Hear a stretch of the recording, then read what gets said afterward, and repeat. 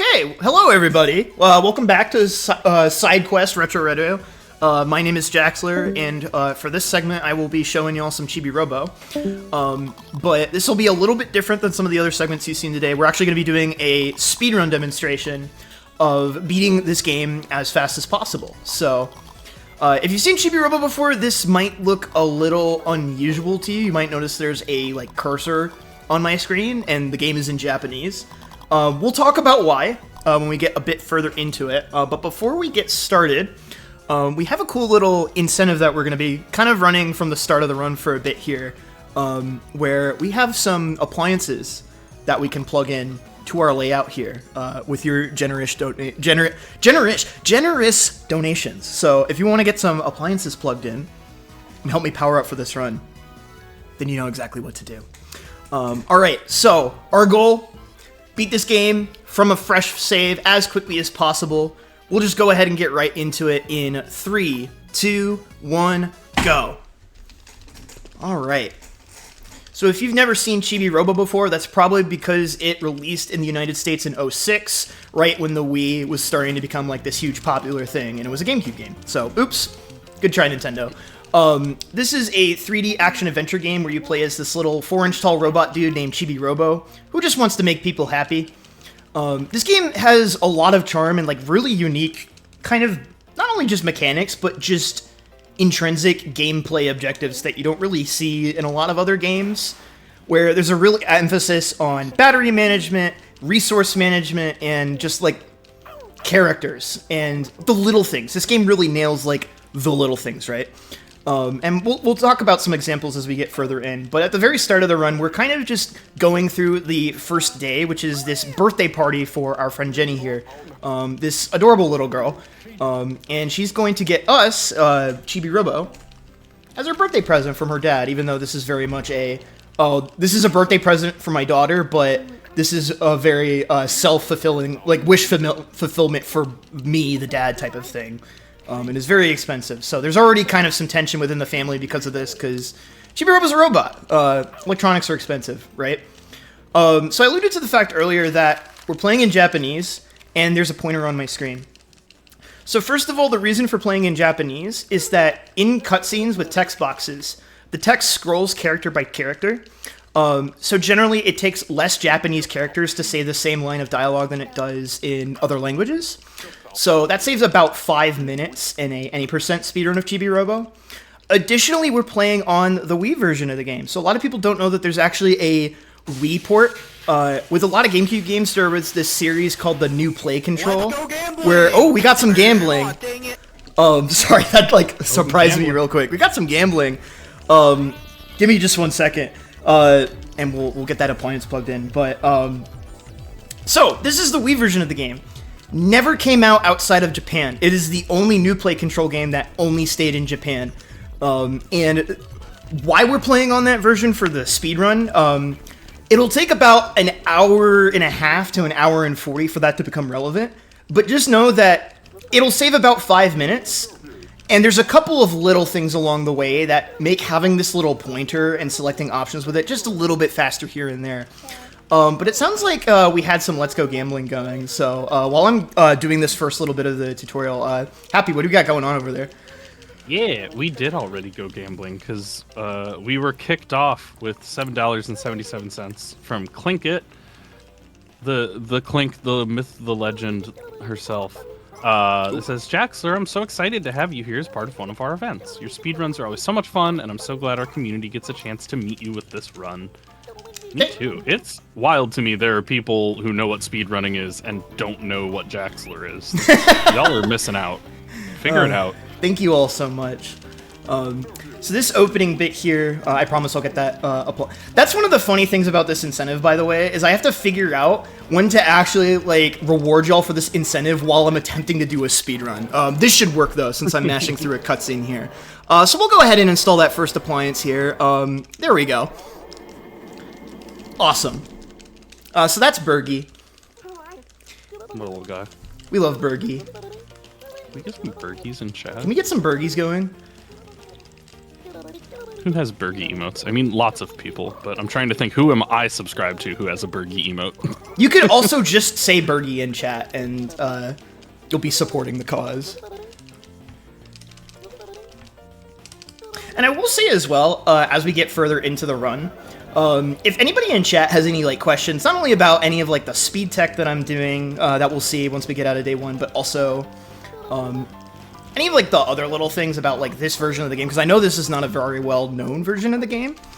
One little thing that right there, for example, that makes the Wii version a bit faster is that menus and any like pause menus run in 60 FPS instead of 30 for God knows why. And it causes the speed of the animations and menus scales with the frame rate. So the faster the frame rate, the faster those animations. So I can actually give the rose to Jenny there, like, I want to say about a quarter to half second faster on this version of the game than on like the GameCube disc, or even on the Nintendo Switch Online version that came out. Speaking of which, you might be wondering, well, if he needs to play in Japanese, why not play on Nintendo Switch Online? There's a skip we'll be doing later that only works on this version of the game. I will not spoil it, because it looks funky. Just trust me. Alright? So now we're getting kind of into our core gameplay loop here, where we're going to be juggling a bunch of different systems on top of each other. Our big... in order to beat this game and reach the credits for a speedrun, we need to revive the character Chibi-Robo, and that's going to take a boatload of money. So a big thing that we're trying to focus on is managing our day-night cycle and managing the amount of money that we're getting. And so we start off the run with 120 moolah, and that might not sound like a lot, but that actually matters quite a bit. I'm also going to take an intentional save here, and then reset my console. This will actually skip a couple of lines of dialogue with Telly. It doesn't matter as much on the Japanese text. It's a nice little frame saver. And that'll get us in and out of here. And also, if something strange happens, then I have a save I can use as well. Okay, so we're going to get introduced to the day-night system, and as well as why speedrunning a game like Chibi-Robo is so weird. So, when it comes to progressing the game's story, what it wants you to do is, like, specific actions, like seeing a specific cutscene or returning to the Chibi house with a specific item.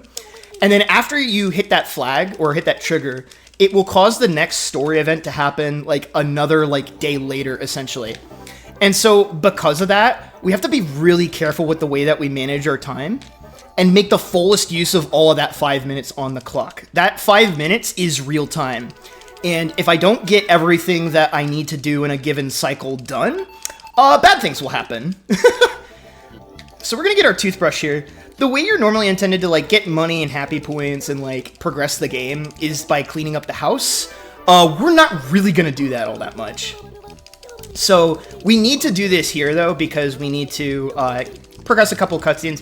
The start of the run kind of has, like, a bunch of, like, required progressions stacked on top of itself just to, like, get out of the living room. So essentially my goal right now is to get out of the living room. I'm going to clean up one stain here real quick, which is going to activate the next cutscene I want. And then we're going to do something very silly. So I'm going to go ahead and put this away. I'm going to go up on top and grab this coin, and this is where the magic's going to happen. Nice. Okay, so we just clipped through that wall. So it turns out that with any flat surface in the game, if I get this... Oh, first try is awesome. Nice.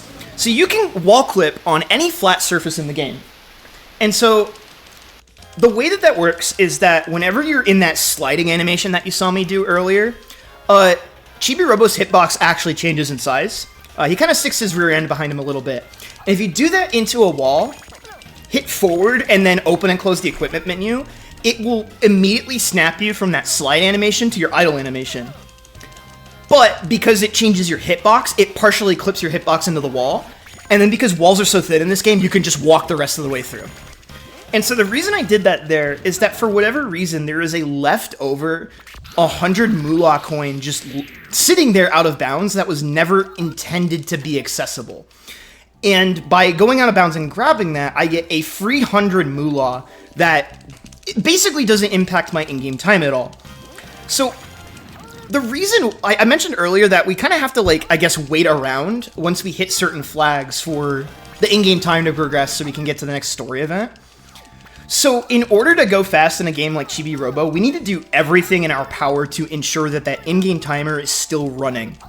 So anything like cutscenes, for example, or in a little bit we'll see opening a chibi door, will actually delay that in-game timer, that day-night cycle, and slow us down. And so that 100 coin allows us to get money without pausing the in-game timer. And it also refreshes every time you reopen the living room, like from another load zone. So we'll be getting a couple of times over the course of the run. So right now we're just kind of going through the intended progression of the game, where we need to get this Drake Redcrest suit and learn how to use its pose. This is going to let us get Sophie out of the way and access the kitchen, which we need to be able to go do so we can, like, hit more story flags and all that jazz. So I have to do a little bit of a pose mini game where I have to press the button within a pretty tight window in order to kind of pass this mini game, and then I can use the costume. For anyone who tried to play this game on the Nintendo Switch Online release, I'm so sorry, because the input delay that had at launch made this almost impossible to get past without, like, premeditating the input. And he can delay for a pretty substantial amount of time, so you have to react. It's not just like a timing thing. So I'm going to be concentrating here for just a second, just to make sure I don't mess this up too bad.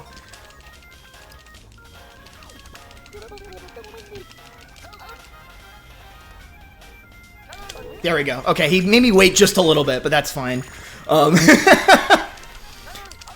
So, something we'll do after we get this pose is actually immediately take off the costume. If we go talk to Sophie while wearing the costume, it incurs another line of dialogue, which loses us a couple of seconds. There's a ton of little things like that all over the course of the run, where depending on what dialogue option you pick, it'll be like, you'll save like a second here or there, which I know is kind of ridiculous for a run that takes like 2 hours to beat. But that's, you know, what you sign up for when you've been running this game for a decade, so. Something you'll also, yeah. You always get to a point with games where you say something out loud about a detail you know about your game, and you're like, I have spent too much time on this video game. Oh yeah, I have an unholy amount of hours in this video game, and I regret none of it. Hell yeah. Low-key, it's not even just hours in Chibi-Robo, it's also hours in the spreadsheet. When we talk about some of the money requirements later that you need in order to beat this game, a lot of the speedrunning happens in, like, a Google Sheets doc. I kid you not. There is, like, so many different, like, money sources and little timing things that you have to consider. And speaking of considering... We're gambling! Let's go gambling!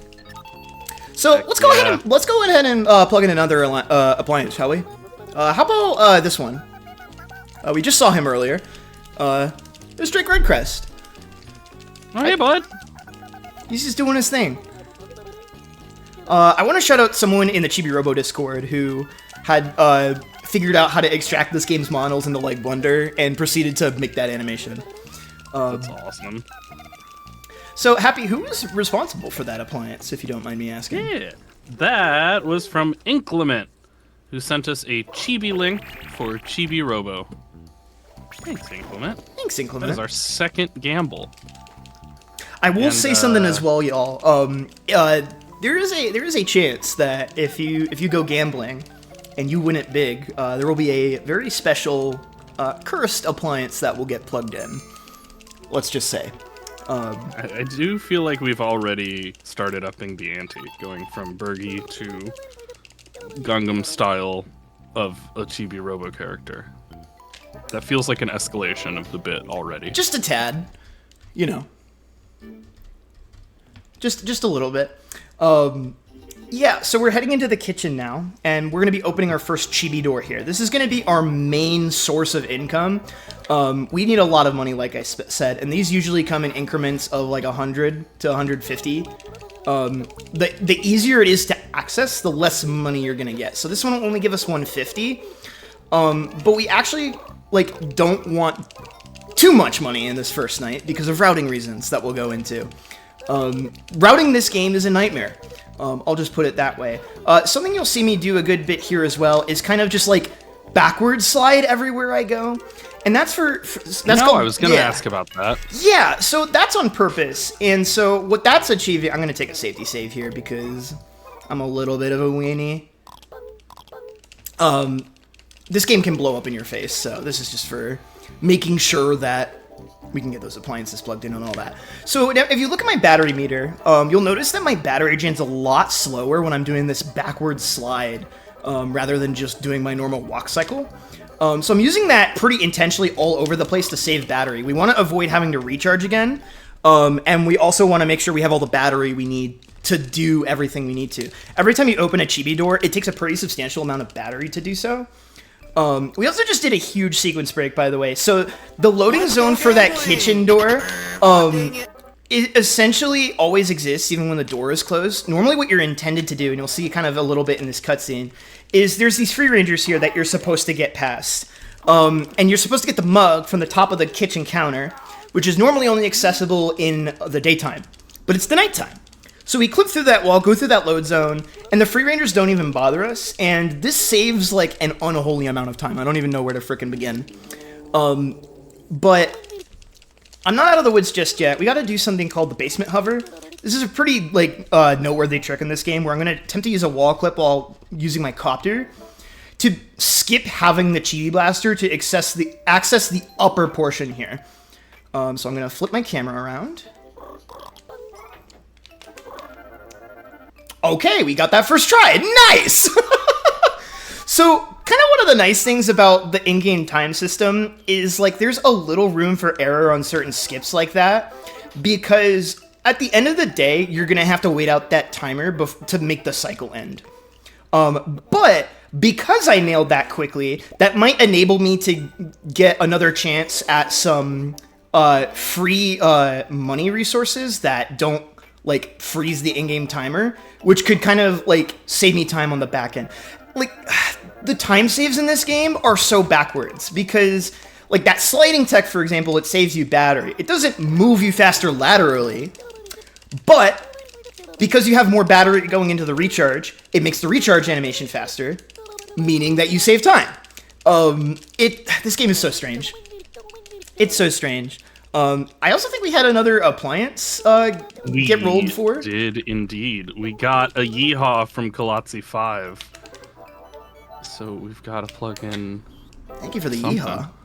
All right, let's see what we got. It's one of my favorite little guys. Of all the little guys who can walk across the bottom of the tracker, Yeehaw's one of the best.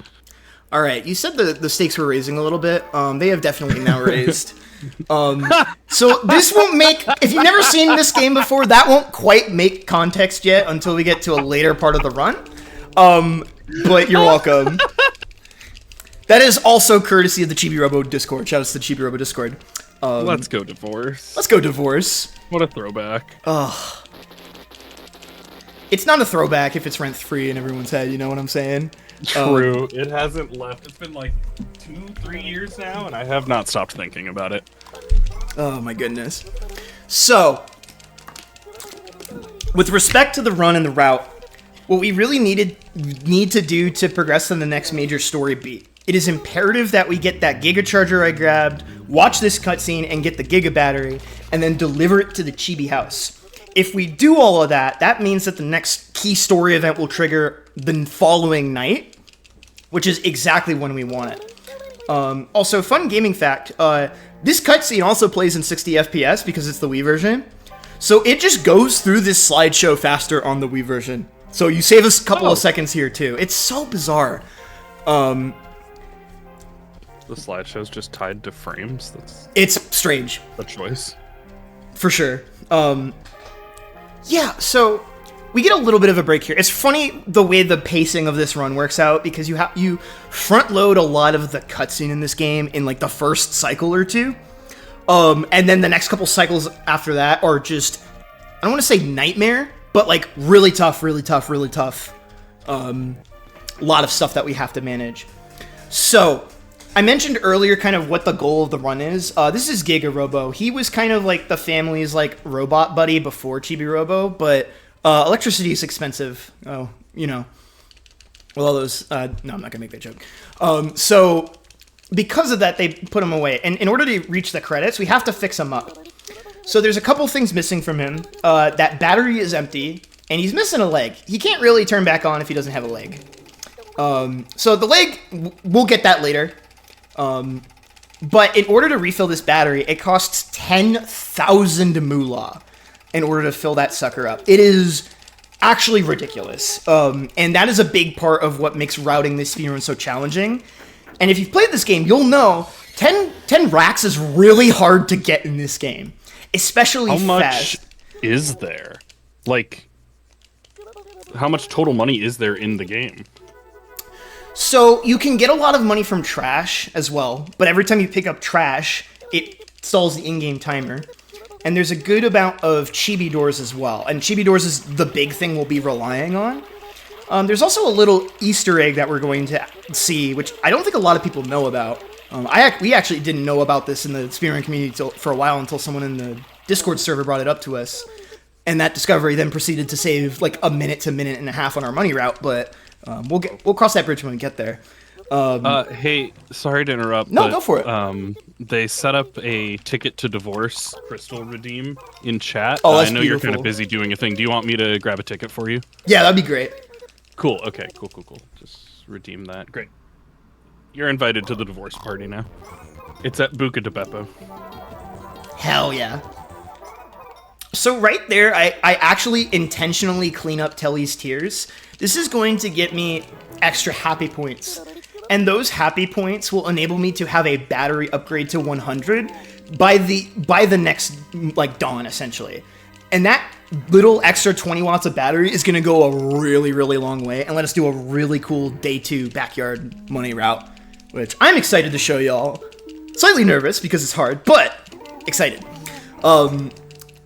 So, Giga-Robo, this is Plankbeard. Plankbeard sucks. He takes forever to do his dialogue. He's a bit of a curmudgeon.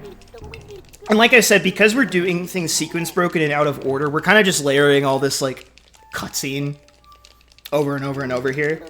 But yeah, we're just chilling. Plankbeard's a toy as well. For those who haven't seen the game, in Chibi-Robo, all of the toys come alive when there aren't like people around. It's kind of a Toy Story type beat, if that makes any sense.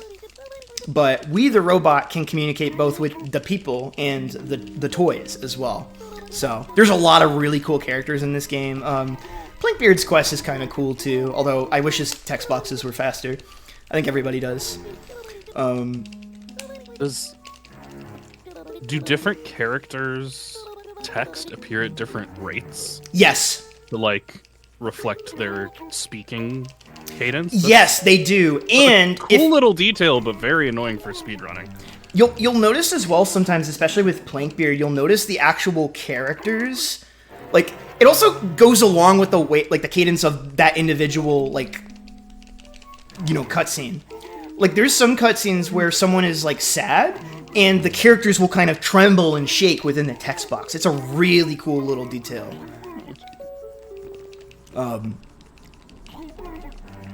Something random as well, I forgot to mention, with the Giga Charger and Giga Battery. Another reason the Wii version is faster is because for bigger objects like that, there's actually a motion input that you have to do to put it in your head. And with that motion input, it's actually, if you time it right, it's just a faster pickup animation than on the GameCube release. Because on the GameCube release, it's just a set time, meant to make you kind of like feel the weight of whatever you're picking it up. Oh my goodness. Alright, so we're going to head up the stairs now. We're going to try to avoid the recharge here on purpose. Because we are, actually I'm not going to spoil that just yet because it will make people sad. Don't worry about it.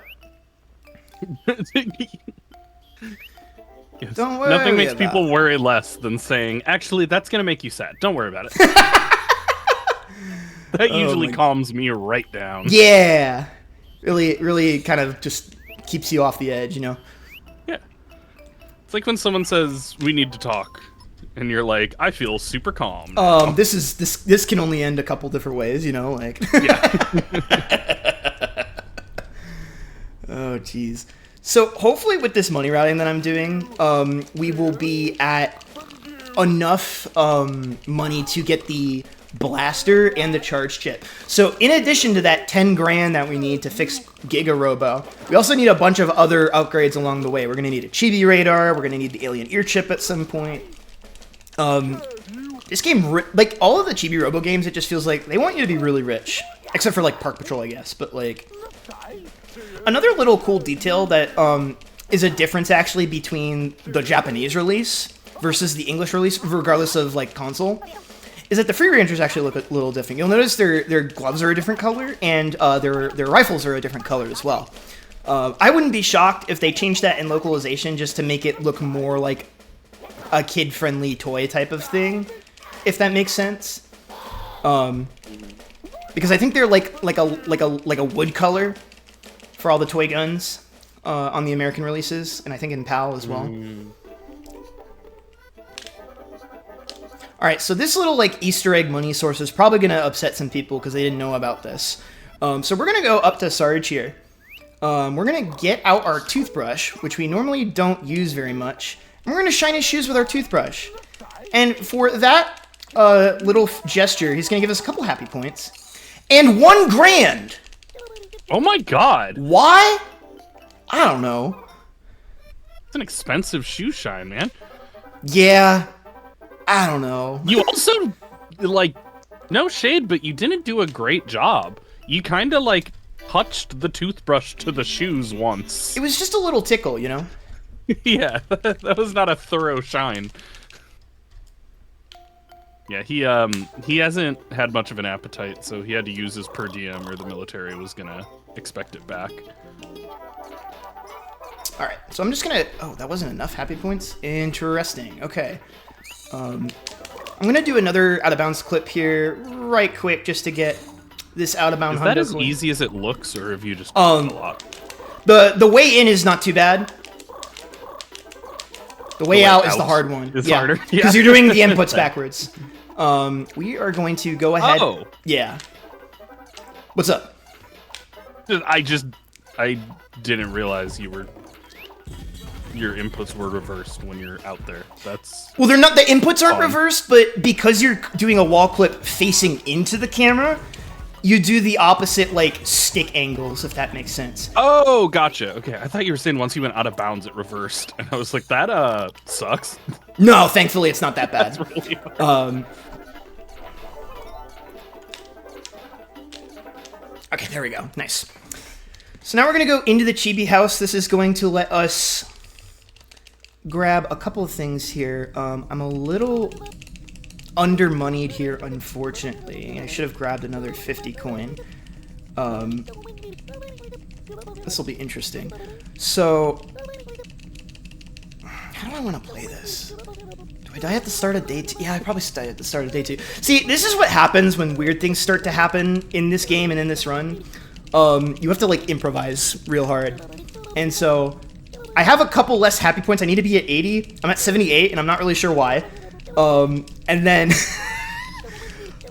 I also need just like another like 110, which is a little awkward because I'm going to be spending 1,110 on the Chibi Blaster, and then I need 860 for the charge chip. So because I think I'm literally 10 short, which is wild. Is that worth going outside and fixing right this moment? Yeah, it kind of is, isn't it? What's the best way I can achieve that? When the bird knocks over my bird feeder. Yeah, I gotta go do that real quick. Not the bird feeder. Sorry, you know how like when someone's doing like a hardcore Nuzlocke and they have to like steer? That's kind of what I'm doing right now a little bit. The stakes aren't nearly as high as that right now. But this might get fascinating.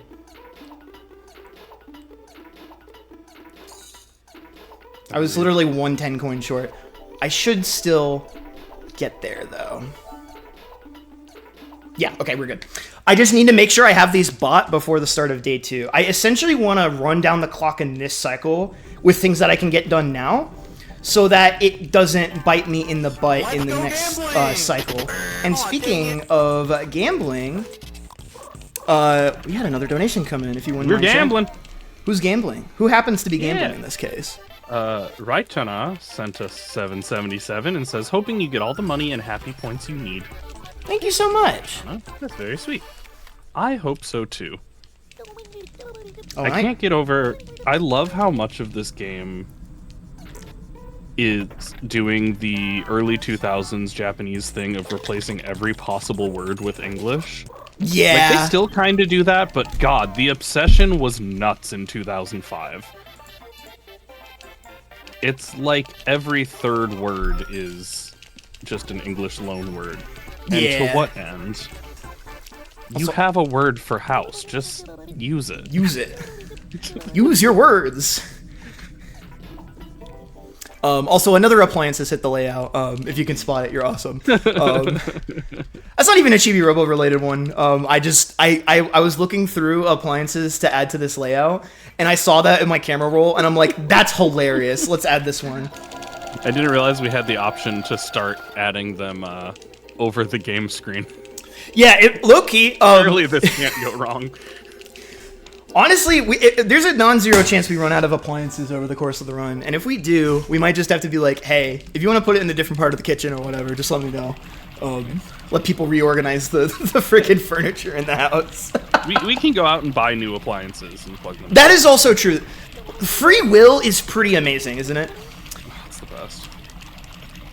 Okay, so here's why this game is cool. We just did an intentional death there to get us what is lovingly called the trauma suit in game. This is another costume that essentially, if we, I think, spend like 15 or 20 battery, we can warp back to the Chibi house at will, which will save us several minutes in the third night cycle. But normally it costs money. But if you die, it's free because of insurance. Trust me, that's how it works. Additionally, I also had my money set up just right so that I died with no moolah remaining, meaning that I don't lose any moolah when I die. Meaning that I avoid a line of dialogue. Welcome to Chibi-Robo speedrunning. This is what we have to look forward to, you know? All that for one line of dialogue. All of that for one line of dialogue. Dude, somewhere, somehow, Single Scoop is just like shedding a single tear. Of pride. Yeah. Alright, so we're gonna go ahead and, just to make sure that my route makes sense, go ahead and squeegee up those tiers. Again, I really want to be at like 80 happy points to get me that 100-watt battery. That'll make day 2 way safer. I'll be so honest, I have no idea why I didn't have the happy points for that. Fascinating. Okay, we'll be able to get this little coin here as well. A little extra 10 piece here. Awesome, awesome, awesome. And now we're going into day 2. So day 2 is, for the strats that I'm going to be going for in this run, day 3 is probably the hardest segment, but day 2 is the hardest no matter what level of Chibi-Robo runner you are. Because the next story beat we need to hit is this upcoming evening. So we have essentially a whole 5 minutes of IGT to try to farm as much money as we can. We're going to get a bunch of Chibi doors in the living room, and then we're also going to try to get a ton of doors in the backyard that you are not supposed to be able to access yet. So, we're going to get that 100-point battery. That's going to be really helpful. This is going to let me to get a charge chip exclusive door on the couch. And I'm going to make a safety save here because, again, I'm a little bit of a weenie. But you know the vibes. This is actually warranted to make a safety save for. So battery management is super crucial here. I need to make sure that my sliding is good and that I'm not losing too much time doing it because the battery route is tight. We're going to be doing this entire 5-minute IGT cycle off of a single recharge. So we're only going to plug our battery back into full once during this whole bit. So we're going to go up here. These are called the Armchair 50 coins. They also respawn every time you reload the living room. So if you route it right, you can kind of re-grab these multiple times throughout the course of a speedrun. And so there's this one right here. Again, 50 doesn't look like a lot, but it's going to add up over the course of the run. So we're going to do a little soft hover here in order to save on some battery, and then soft hover here. Soft hover means I'm not pressing the A button to kind of stay, like, in the air for longer, if that makes sense. That's what a soft hover is. And doing that reduces the amount of battery you lose. Also, there is a chibi door here that we can unlock. There are a bunch of invisible chibi doors that can be opened if you have the charge chip. Normally, you're not supposed to know where they are unless you unlock the chibi radar, but they are always in the same place at the start of a new file. So you can reliably expect them to be in the same location every time. And so right here, we're going to do something called lamp cutscene skip. Give me just 1 second. Oh, I beefed it. Okay, only like 5 seconds. But what you can do is stand on top of the plugged part of the cord, and then do a soft hover onto the raised part of the cable here, and that lets you go above this little cutscene trigger and skip that. Again, that matters a little bit more in this game than it would in others because of in-game time pauses and all of that. Not a big deal though. So I'm gonna cut my glide short there a little bit early. So now we can go up and through here. And then there's going to be a 400 moolah chibi door up here as well. So I mentioned earlier, the more difficult it is to reach the location of a chibi door, the more money it's going to give you. So not only is this one really good because it gives you 400 raw, but you also grab that refreshable 50 coin on the way climbing up the lamp as well. So... And it's going to look like my battery is going to get real low this segment. Don't worry about it.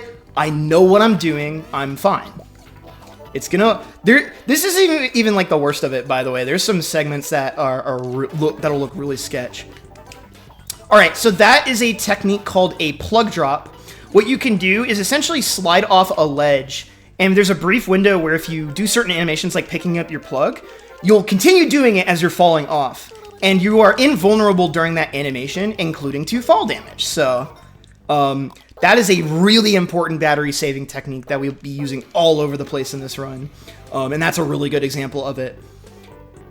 And so, normally as well, to access the backyard here, we're supposed to use the Chibi Blaster to open that hole in the glass, but that invokes a lot of cutscenes, so I'm going to clip through an alternate loading zone that gets opened up later on in the game instead. And so now here comes the really tricky part of this route. So we're going to the top of the tree here, and there's a couple prerequisites that you're supposed to have in advance to even be able to get past this like bird in the nest and reach some of... you're supposed to have something called the frog suit as well as the squirter. But I don't have either of those, and I can't get either of those for maybe like another half hour, even if I wanted to. So instead what we're going to do is we're going to make our way up to the top and do something known as bird clip. This is one of the hardest wall clips in the run. A big reason I made that safety save is if I mess it up the wrong way, I fall off the tree and immediately die. Because fall damage in this game is brutal. We're also going to save some battery here by clipping through this web instead of breaking it. And here we go. Here comes the tricky part. So we need to get up on this collision. Oh, and I fell. Okay, so I got the clip and I fell off the branch. And that's what makes it so scary. So what can happen is for some of those parts of the tree branch, it doesn't give you the normal teeter animation because the geometry there is really bad. So you just fall. And that's why I made that safety save. So we're going to give that another shot. No biggie. If anything, chat, it's just more opportunities to get those appliances plugged in. Or perhaps we might have some other cool stuff coming up as well. But no spoilers! No spoilerinos. Alright. So again, I'm doing these slides here everywhere as well to maximize the amount of battery that I have left. Because if I don't, literally without this slide tech, this route that I'm doing and several other cycles as well is just impossible without battery upgrades. We actually used to do most of this run with just the base 80-watt battery. But this kind of happy point routing to get an upgrade for day 2 is actually a pretty recent invention. So I want to give a shout out to Single Scoop, who kind of innovated on that front. And low-key, and this is kind of something... If I look a little bit rusty, I was doing some labbing on the GameCube version of the game, which for one has different camera controls. It's actually flipped. So it's inverted camera on GameCube. It's regular on this version. Oh, that's hard. But I was, yeah. Swapping between versions is It's wild. tough. There we go. Okay, we got redemption. Nice. Okay, there we go. I've struggled with camera before because it was different from two completely different games that I happened to be running at the same event. Oh, yeah, that's happened to me before, too. Everything else being the same, but the camera is different. Yeah. You know what's also rough as well, Happy, is that the camera controls for this game are left and right on the Wii Remote D-pad. So imagine trying to, like, point at things or, like, press the A and B button while also trying to manipulate the camera. Gross. Yeah, it's pretty bad. So part of the reason why I'm like, oh, that's why this didn't get localized in the States. There's also a couple other things that just make playing this version clunkier in some aspects because of the pointer controls, especially for the Chibi Blaster. I have lost runs to, because of the way the Chibi Blaster mechanics changed, I just missed a shot on a invisible Chibi door, and I did not have the battery to continue. That is how, just to give you an idea, that's how tight some of these routes are. So we're going to do a funny little bug here, where if you fall off, like sidling a ledge like that while you have the copter equipped, it doesn't waste any battery at all. It's really awesome, actually. Why? Couldn't tell me. And then, yay! And I'm doing pretty good on IGT here, so I actually have time to go for another Chibi door. And I think in this instance, I will actually grab, I could low-key grab two. Actually, no, if I do charge chip here, I can only grab this one, potentially.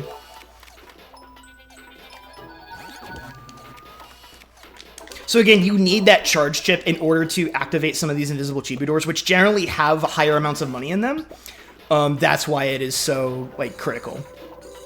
So we're at 2470. I guess I could try to make this door work if my slides are really good.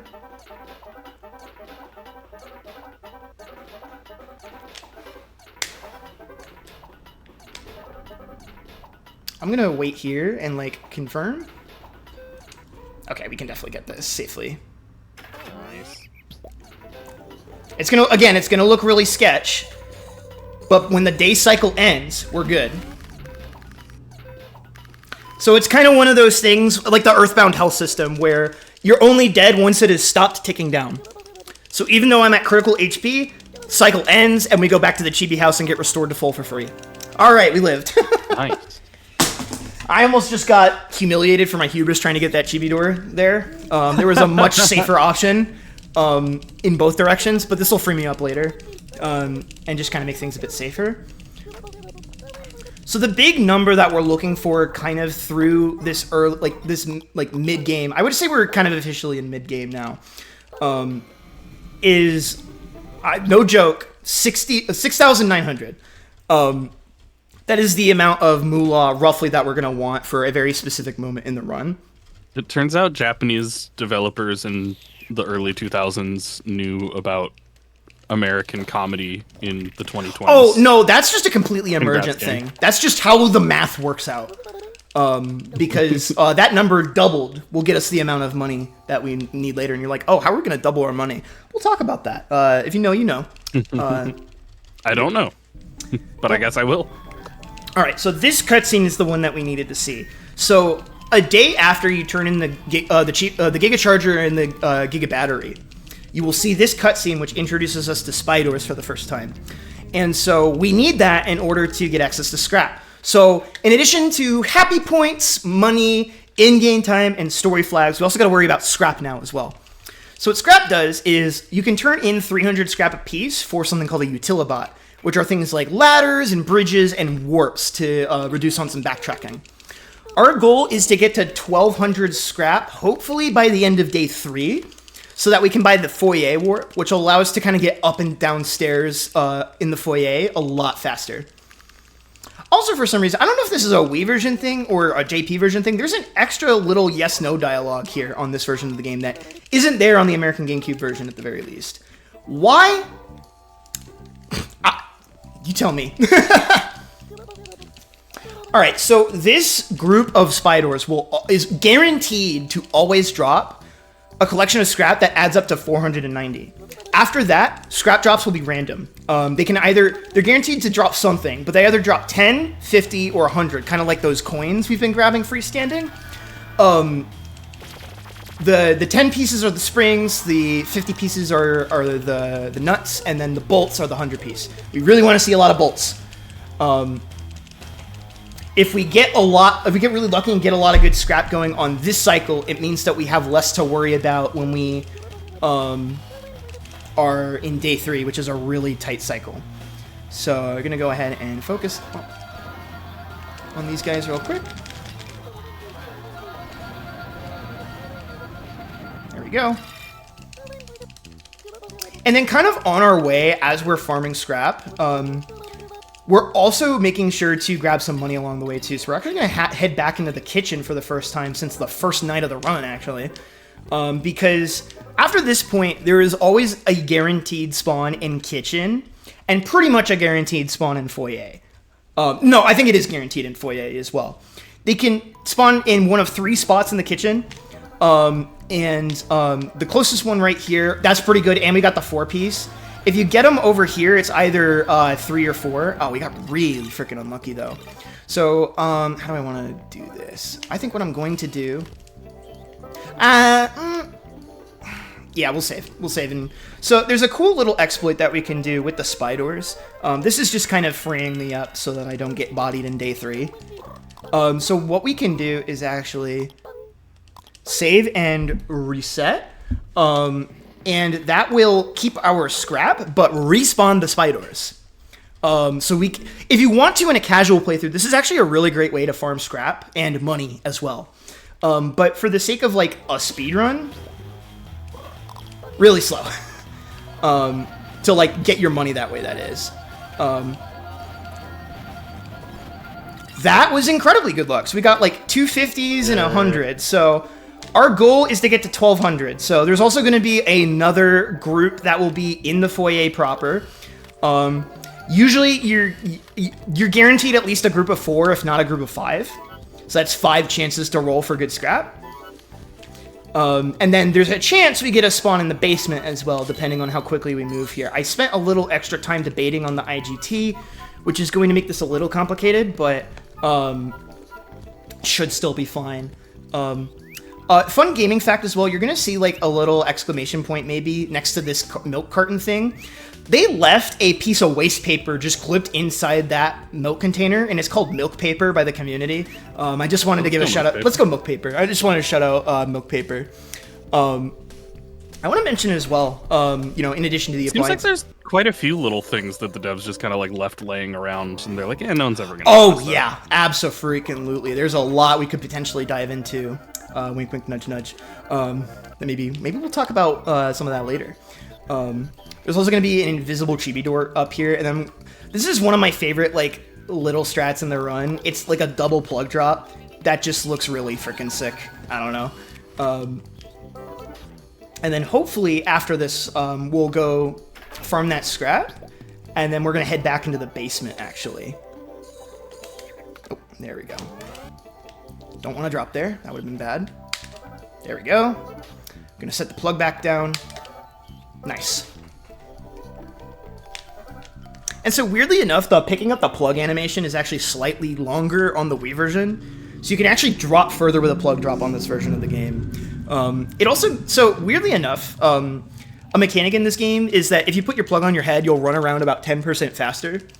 But even on the original release where it has the fastest pickup animation, it's such a long animation, and with the way that you run around in this world, it ends up being slow in a lot of cases, unless you know you're gonna like plug into a chibi door or something. But there is something swag you can do called like a door plug pickup, which are pretty tough. But if I hit them, they look really cool. We're looking for the spy doors in here. Here's I think this is a 4-piece, 5-piece. Okay, that's great luck.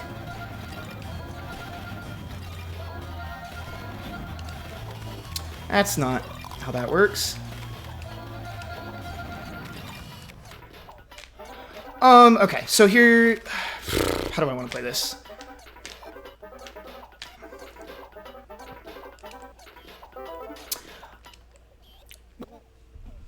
I have the battery here. I could probably go for...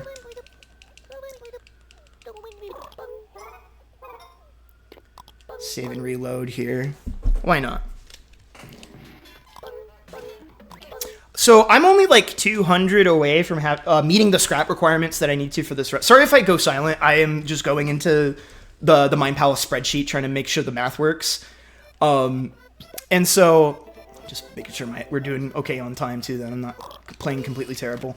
I'm going kind of into my Rolodex a little bit to like make sure the math makes sense. Please, game. I need a 50 bomb and we're good. That'll work. Okay, so we have the money we need, but I'm a little tight on IGT. Or, sorry, the scrap we need, but I'm a little tight on IGT for what I want to be doing here. So, let's go gambling! Oh, we're going gambling! Dang it. We're going gambling! This is a perfect time to go gambling as well, because... gambling with a tiny little guy. We're going to do a big old backwards plug drop right there, and then we have to watch this cutscene. We're going to go back up into the rafters. We got to watch this first, because if we don't, we'll get sniped by it midair. Oh, dang. Yeah, I've tried... I spent most of last night trying to see if I could circumvent it. Because of something I am trying... Which I'll talk about later, something I'm trying to route called Picoless. But more on that later. We got another appliance, don't we? I'm not going to claim that I'm cooler than that, but whoa, cool plans for Friday night. What are you doing this Friday? What am I doing? Well, I'm Friday was yesterday. Chibi-Robo. It's Saturday. No, I know. You said last night you were playing Chibi-Robo. I forgot about the passage of time. That's rough. Hey, yo, time goes crazy. Linear time, though. We got another 777 from Technics that says, I will match the next $92.23 that is donated during this segment. Let's see the cursed appliance. Oh my goodness, thank you so much for the donation and also for the offer to match. That is incredibly generous. Yeah, that's awesome. Also, we just got to shout out Plankbeard being kind of the worst of all time again, as well as Pico, who will see a bit more later. Give me just 1 second. Here we go. The nice thing, even though this game has a lot of cutscene, it is kind of nice because you can kind of adjust your posture or do what you need to do. Like, for example, because there's no dialogue boxes you need to skip in that slideshow cutscene with Chibi-Robo, I have taken bathroom breaks. I have taken bathroom breaks during that cutscene before. Breaks. And isn't that guy who played William Riker in Star Trek: The Next Generation? I wouldn't know because I don't watch film or TV. I'm so sorry. Okay, fair. That was just a dumb pun. I played Chibi-Robo and Neopets. Okay, bet. Let's have a little respect. It's Neopets : The Darkest Fare. That is very true. It's important that we respect the grind of your best speed game. I don't know. Stuart Little 2 for the PS1 is also suspiciously... Not Stuart Little 2 for the PS1. Also a banger. It's really funny because I saw submissions for segments for this go up, and I'm like, I'd love to submit, but I don't know what to submit because it's like I run a lot of stuff where there is a Nintendo release, but it's a lot of multi-plat stuff, so it ends up not being like fastest on GameCube or Wii or what have you. And that used to be the case for Vex, where it was like, oh, Vex is the best version to play on GameCube. And then I figured out Xbox was faster, so I'm like, crap, what do I do? Ooh, this is going to be cutting it really tight on IGT, but I might be able to make it work. We might miss a door here. We can come back and grab it on night 4, but I would really like to do it this cycle if possible. I'm going to have to nail this plug drop coming out of here. We'll see if we get it. So I open this door. I'll do the next gambling if you get this. Yeah, if I get this, I need people to get their tickets in for gambling. Okay, got it. Not quite. Nope. Hold on. Okay, there's a chance. Okay, we probably get there. With the skin of our teeth! Oh my goodness. Remember when I told y'all that these day-night cycles and money and battery routes are really tight? That is exactly what I meant. Oh my goodness, we lived. And the nice thing about that is this is going to kind of open me up a decent bit on day 3 as well, because we have all of the scrap now that we need to finish the run. So scrap, like I mentioned earlier, is used to purchase these Utilibots. And you also can't just buy them at will. You have to buy them in a certain order. The one we really want is the foyer ladder, so we can hit the next story trigger. And then we also really want, the foyer warp. But you can, which does the same thing, but is way faster, is getting us upstairs. I'm also going to safety save again, because why not? Alright. There's mine. Let's go gambling! I sent in my, Aw, dang it. Aw, dang it. gambling. Alright. What are we going to go with? What's funny? The problem is I have to like adjust some of these so that they all like fit. You know what I mean? Like I think we got to make Thanos Dino a little bit smaller. Sorry, Thanos Dino, you are very funny, but you take up a lot of space. Okay. There we go. So this is Chet. He is like the equivalent of Telly in Chibi-Robo Park Patrol. And he is the subject of some of the most cursed memes of the Chibi-Robo community. I'm really honored that that's what my $7 did for us. Oh, yeah, you got this. The people's champion, if you will. Chet. No, you're the people's champion. Chet, not so much. Oh, Chet is evil. Thank you, I'm honored. Every time I hear the name Chet, I think of Chet You Betcha from Fairly Odd Parents. Oh my goodness. One time I went, I think it was at TwitchCon, I went to a long time ago for like a GDQX type of thing, and someone was walking around in a Doug Dimmadome cosplay with like a lore accurately sized hat for Doug Dimmadome. that rules. It, like, you had to look up into the rafters to see it. I am not joking. It was glorious. Awesome. It was so sick. Oh my goodness. Alrighty. Oh, holy smokes. Oh, I love some water. By the way, chat, hydrate, please. If you're not going to plug in an appliance, at least hydrate. Or hey, let people know that this event is going on, you know? Spread the word. Get people in here to hang out while we play Chibi-Robo. Or any of the other cool segments we got going on later today as well. There's so much cool stuff happening this weekend. Keep your appliances hydrated. I don't think that's how appliances work. Unless...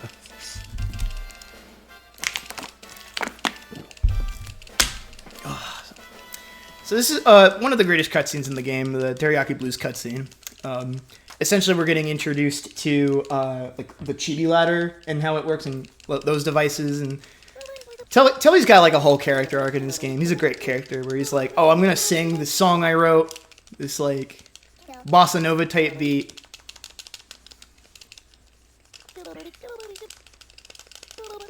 I also gotta make sure I say yes. There we go.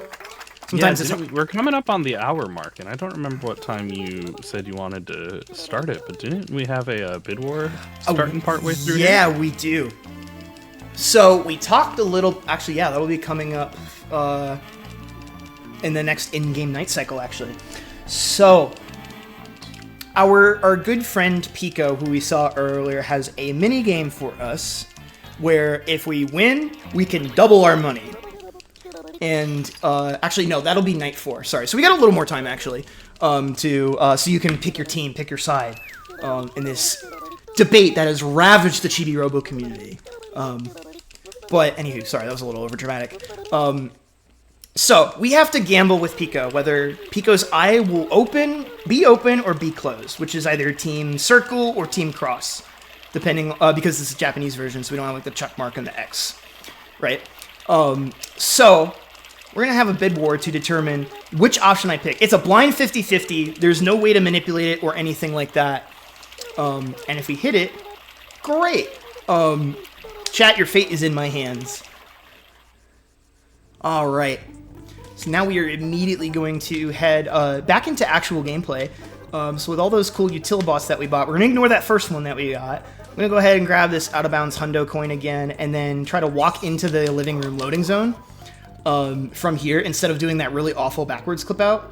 Oh, I missed the coin. That's funny. I just walked right past the coin. That's awesome. So if you go far enough, you can actually just walk into the loading zone just like that. So we handle that, and then because we have all the scrap that we need, this will allow me to take a recharge. Now, there's a really cool route that you can do in day 3 when you're in a situation like this, but I really don't feel confident in it today, so I'm not going for it. But I can at least, let me think about it. Let me get to the top of the stairs and we'll see how I feel about going 10, 11, 12, 13, 14. So we lift that up. You know what? It's Zeldathon Retro Rodeo. I don't know when the next time is someone will give me like 2 to 2.5 hours to play this game in one sitting. Let me give this a shot. We would almost definitely say, yeah, why not? For what it's worth. But that's why Multithon and Zeldathon are exactly right. Constantly shaking hands with one another. So the two places willing to give you 2.5 hours of Chibi-Robo. Not just me, the people. The people, yes. The children yearn for the Chibi-Robo gameplay. It's true. The children yearn for watching this robot jump up the longest staircase ever. Yeah, that's why we're gonna really want that foyer warp later. That is exactly why. All right, I have literally not practiced this strat. It's probably the single hardest strat in the game, but we're gonna go for it for the culture. If it'll let me take this save without activating the cutscene I'm trying to skip, that's fine. We'll take this save. So part of what I would be doing here would be to skip this. I was supposed to take like a reload and save on the outlet outside the bedroom, but I forgot. Happens. Sometimes you just forgot. All right. So we're gonna safety save here. I probably should have watched the cutscene and then safety save, but whatever. So we're gonna make use of the fact that this cutscene has a massive hitbox to kind of warp us to the center of it, so that it saves us a little bit of movement for our battery. This strat that I'm gonna try to go for, I don't think it's possible without the 100 battery. And low-key, it's a little extra that I'm even going for this in the first place. So if I, am getting part of the way there and I'm just like, this isn't happening, I may just abandon ship and do the normal strat. Or not the normal strat, because this is the world record strat I'm going for. But, to explain what's I'm going to try to make happen, there are a set of 8 chibi doors at the very top of the bedroom that are meant to be reached with the bedroom bridge utilibot, which is extremely, you need so much battery to then use that and then also grab these chibi doors. But there's a handful of chibi doors that you can grab a couple of them by doing some out of bounds tomfoolery. So I'm going to lock in on my sliding for a second, just because I want to make sure I hit these. Okay, the fact that that slide maintained itself through a camera change is actually ridiculous. So normally the way sliding works is you run forward and then snap the stick backward as quickly as you can to try to prevent Chibi-Robo from ever returning to the spot that he's trying to turn around towards. But if your camera is set up right, he never finds the angle he needs in order to get there. So he slides infinitely until the camera changes, which changes the way he's moving with respect to the camera, so he can actually turn around. So the fact that the camera turned there and didn't slow me down is wild. Okay, here we go. So I'm going to climb up here. I'm going to attempt to clip through the ceiling in the back here. If I mess up any little bit of this, low-key, there's an argument that I just don't even go for this. I'm like, what am I doing? You know what? We're here. We're committed. Okay, we got the clip first try. So I go forward until I can't no more. And we go left. Okay.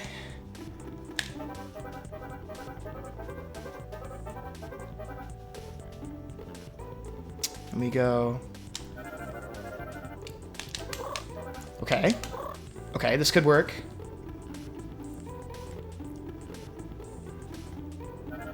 Come on. Oh, I missed it. Okay, that's fine. So I was trying to do a soft hover there to get onto that bit of collision, and that would have let me get up into the slats without activating one of these cutscenes. It's already slightly pointless because I already activated, again, one of the cutscenes I was trying to skip.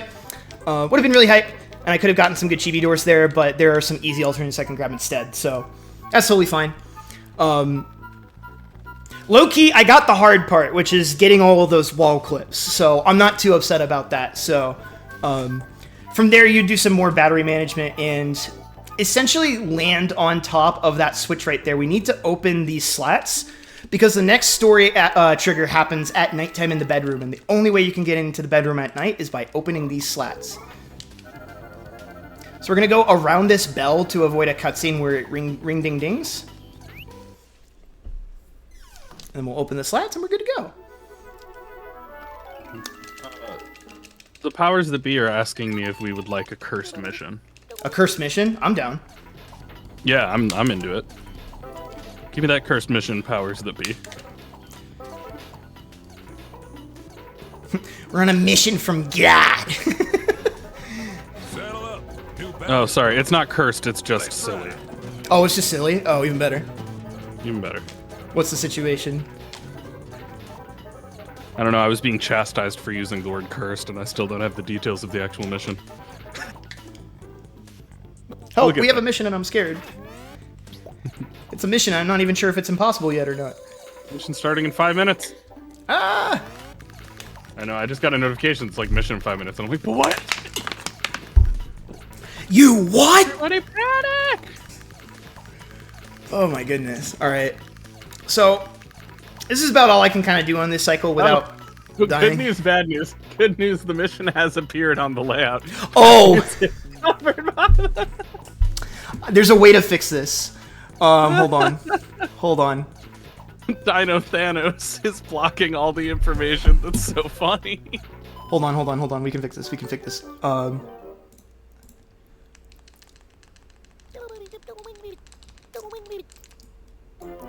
Hold on.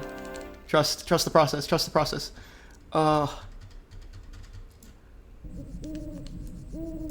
There we go. There's one.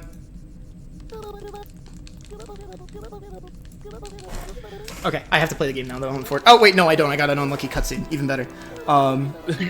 You know what? Great timing for it. There we go. Yay! Okay. Ooh, new donation character. Possibly. If we get 12 gamblings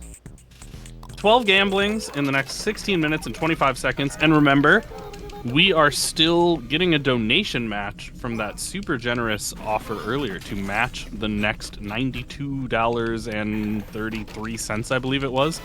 Basically, 100 minus the 777 they had already donated. So I believe most, if not all, of those 12 gamblings will get donation matched. So your $7.70 actually becomes $15 and decimal numbers, right? Cents. Decimal numbers cents. Decimal number cents for Starlight Children's Foundation. It's just that shrimple. It's just that shrimple. I don't need to worry about battery. Okay, so this cycle is like the most atypical out of all of them in the run because we have a way of ending it prematurely. So there is a cutscene that will activate by getting this toy receipt to Mrs. Sanderson that, if done at nighttime in her bedroom, will just instantly end the cycle. So my goal is actually to just kind of book it and get up to her room as quickly as possible. So, God, I love that stick figure horse more than I could ever love a human child. What a perfect little angel. Isn't the purpose of what we're raising money for to help human children? Anyway, I'm just going to let that an individual human child. The collective concept of human children is great. Sadly, none of them are a stick figure horse, so individually. Let's go gambling! Oh, we're going gambling! Oh, dang it. We're going gambling! Plinkett has sent us gambling. Oh my God. With a yeehaw. we're just gonna ignore the fact that Chibi-Robo almost just plunged to his doom. And then... Oh, I really didn't think about the fact that this bounty reward would limit my options here. Ooh, Oh, this one's a classic. That first gamble went toward Team X, no, Team O in the Team X versus Team O poll. Also, chat, if you want to, with your Team X, Team O donations, if you want to also argue that it is Team Circle, Team Cross, I am open to that discussion. I'm Team Circle Cross, but I know XO is a popular take on the old PlayStation button debate. Oh my goodness, double gambling! More gambling! Holy cow. Okay. Dino with my favorite little stick figure horse saying, "Yeehaw, we gambling." Okay, so we got we got two classics here, actually, so... We all know this one. Oh, yeah. Bravo.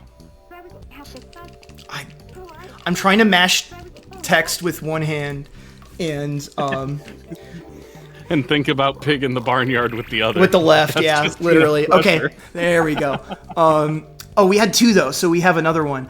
Okay, this particular one is going to require some explaining. So this is bench pasta. So this is a real life image that I took. I was basically, I want to say, like, on my way home from hanging out with friends or grabbing dinner with someone. And I looked to my right as I'm walking down the sidewalk on this, like, bench on the side. And lo and behold, this abandoned box of angel hair pasta makes its appearance. This is bench pasta, and it lives rent-free in my head. That reminds me of airplane spaghetti, which I will only tell chat about if we get another gambling. I will say as well, chat, I am running out of appliances, so if you would like to use your donation to adjust the features of said appliance, maybe you want to rotate Bergie, or do something evil to pig in the barnyard. I don't know.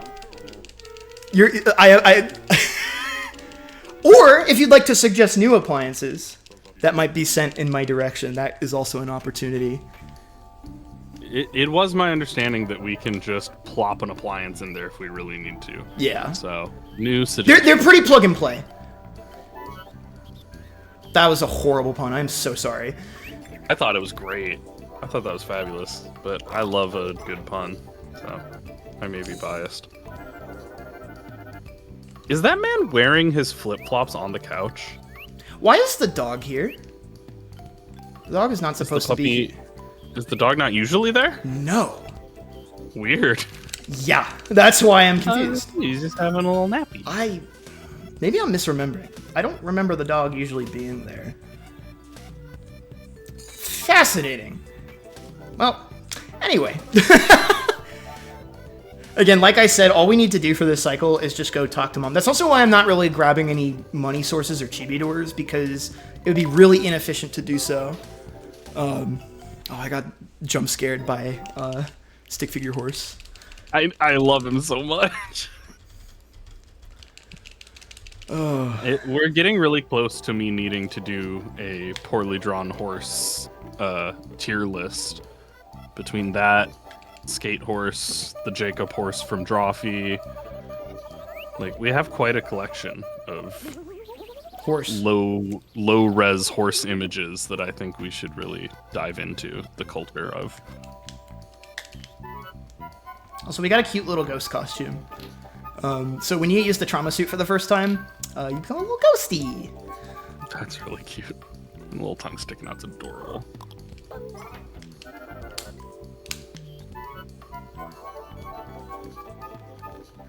He's just a little guy.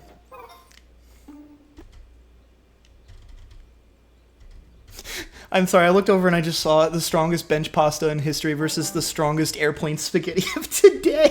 That just sent me. Oh my goodness gracious. I love how excited chat got about Barnyard. like several people being like, "Is that barnyard?" I want to meet you. I want to see you. Meet me in the barnyard. Shoutouts to Barnyard, the video game. So funny. I have Does a anyone run Barnyard at a GDQ? And if not not, at what a are we GDQ. doing? Not at a GDQ. So here's the thing with me, y'all. I have ridiculous ball knowledge on any game that is like obscure or off the beaten path. Basically, like. Oh. Yeah, so I see it's because any percent of Barnyard is 3 hours yeah, long. so I was about to say why. it is pretty long, but I have a friend named Wazip who is a seriously dedicated runner of that game. I think he has the record. They have some shorter stuff. Sub 3. Yeah, he's the only person under 3 he hours is frighteningly good at that game and he has optimized that game a frightening degree for how long that run is. Alright, so there's the end of that cycle. I need to convince him to submit all recipes to GDQ. So there's like a category to get all the recipe rocks in that game. And I think maybe make every food or mocktail. I might be wrong, but that's more like a 40-minute category. And I'm like, homie, you gotta give the people the yard. So now it's day 4, so we're going to be getting some more money this cycle. We're going to do everyone's favorite part of the game in a bit as well. Well, hold on. Some of y'all might not know, so we'll say well, we referenced it earlier. We're gonna make a divorce happen. Y'all ready for some divorce? Let's go divorce. Chat, we've got about 14 minutes left to get 9 more rounds of gambling. That's a lot of doable by the end of divorce, right? How long does it take to get divorced? Divorce is happening soon, but the bid war doesn't close until after that, so a little time. Unless we're saying divorce is the cutoff for appliances. Oh no, I just think chat can race against you. To I don't know. I don't know, finish Happy. that I'm pretty good at this game. Before you. Can I get vision of where I'm going, game? That would be really awesome. Hey, the timing of that was astonishing. Being like, I don't know, I'm pretty great at the video game. Hey, if I can see where I'm going. Ooh, it's heating up in the bid war too. There we go. We are neck and neck. Team O is in the lead by like $1.30. I just got jump scared by a pig in my ear singing a jolly tune. I was not emotionally prepared for that burden, but here we are. Also, don't worry too much about my IGT in this segment here. Even though it took me a little bit to get unstuck from the out of bounds, actually really not a big deal because this cycle has like the most lenient day-night considerations because we're just gonna have like a big amount of chill time at the end of this, and this is part of the reason that I'm kind of working on sort of a new route for this version of the game. Because of a skip we'll be doing later, the money routes for the GameCube and Wii versions are actually pretty significantly different because you have to route around the fact that you need to head to the kitchen another time for something called the spoon. That's something you don't have to worry about in this run. And so because of that, normally there's a lot more going on in this split for the GameCube version of the game because you get the pajamas. We don't need the pajamas in this run. So because of that, there's like a lot of room, honestly, here to improve the money route and try to get even more. And my dream for this run is to... I know we were joking a lot about the gambling, but to try to remove the 50-50... Let's go gambling! Alright. Okay. Oh, that was very, very well timed. Let me just climb up the frickin' thingamajig real quick. That impeccable timing came from Cheese with no comment, but thank you, Cheese, for really nailing it on the input delay there, Cheese. Oh my goodness gracious. I'm gonna start to need some appliance suggestions. I'm gonna be real. I am running out. So if anyone can start feeding me some appliances, I guess that would be really nice.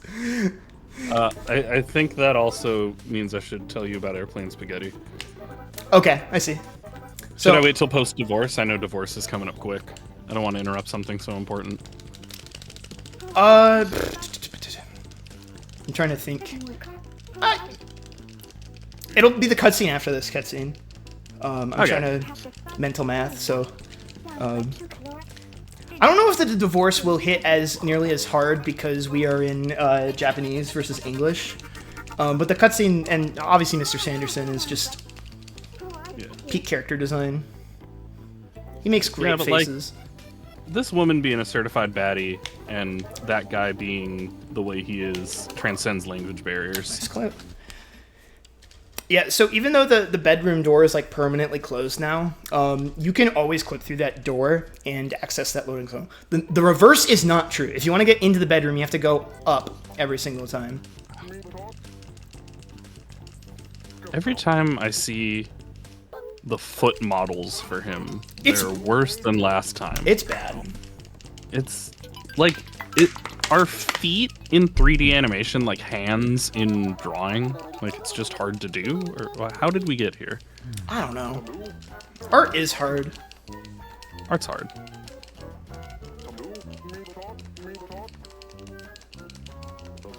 Also, this is Tao. He's the dog. I forgot to mention Tao. Sorry about that. This is the greatest cutscene in the game. Basically, what's happened is after we gave the toy receipt, Mrs. Sanderson is fed up that of all this excess spending, considering that Mr. Sanderson is unemployed. And so she's like, "That's enough. That's enough. Let's go gambling."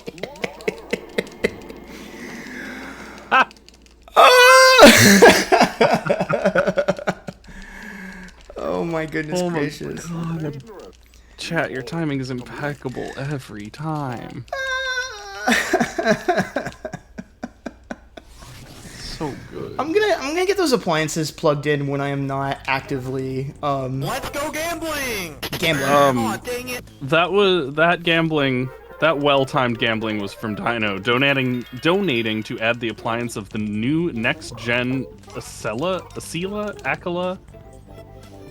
train. It's the new Amtrak train. I don't know how to pronounce it, but I do know it's the train. Dino will send you an image. Thank you, Dino. The other gambling was from Palm. It says gambling at the rodeo. Yeehaw! Thanks for that.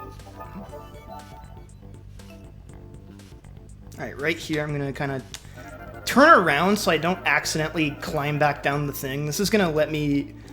I think this is how you're normally intended to get over here, but it's like Let's go gambling! strange. Yeah. Aw, dang it.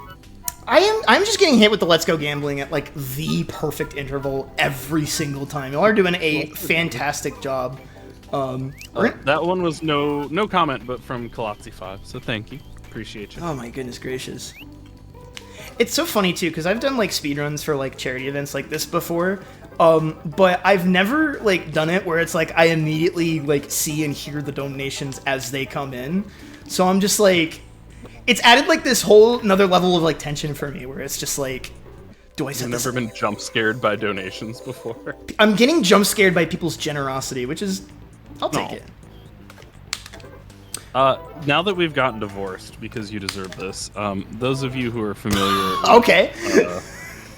GDQ's lovely co-host coordinator, JPEG, and roommate, Gondor / Numorian Ranger, on their way back from SGDQ last year, they got on their plane, Let's go and like gambling! as soon as Aw, dang the seatbelt light went off after takeoff, the dude next to them took out like a Tupperware full of spaghetti and started eating it like voraciously.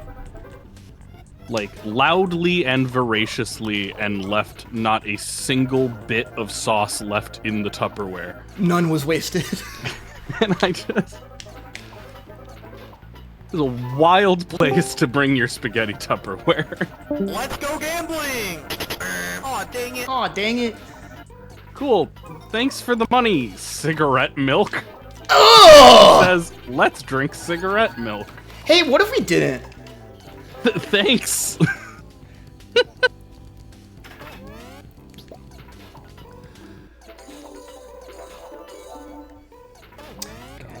I mean, that's a full nutritional meal. You get yourself a Let's little go airplane gambling! spaghetti, you get yourself a little Aw, dang cigarette it. milk, you get yourself a little bench pasta. You're zooming.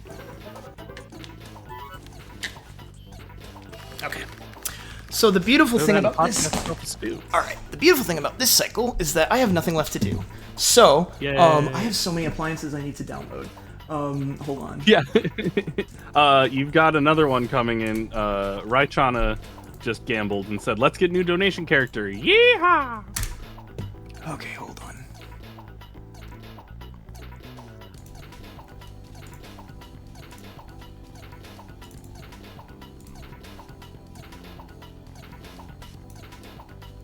Don't want to put that in the way of the Miiverse, yeah. Any Miiverse fans in chat?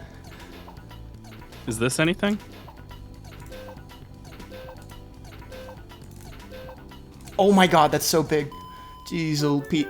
We'll put this like over here or something. I gotta go back to gameplay. I will say, chat, we are coming up on that very, very important bid war. Whether or not we're Team Circle or Team Cross, Team Yes, Team No, however you wanna say it. The time is arriving shortly. So we are in a moment going to make our way down to the basement. Just for safety's sake, I'm probably going to grab another... Let's go gambling! Let's go gambling. Another out of bounds hundo coin. Excuse me, hairball. Actually, we'll probably have around 7k. So, unfortunately, we don't get the gamble with the funny number. But this will make the math work out. Are only one away. Oh, never mind. Gambling! We're no longer one away. Someone donated. We got some Let's Go Gambling from Demon Fire. And gambling go, says Steinus Merit. And with that, we have done it. We've achieved our mission. And now I believe we get a new donation character. We do. Maybe multiple. I don't know. They didn't tell me. That's the thing, chat. I'm not doing like a performance bit where I'm like, ooh, I don't know. What could it be? Like, no, they did not tell me. I don't know what we're getting. Nice. There we go. And then hopefully this time I don't get lost out of bounds. Thank you, camera, for actually telling me where I am. There we go. Nice. Dang, that poll is also extremely close. Ooh. There's less than a $2 difference. That's Currently, wild, Team- y'all. Team O is in the lead. Please don't make a tie. Oh, yeah. That would be really frustrating to deal with.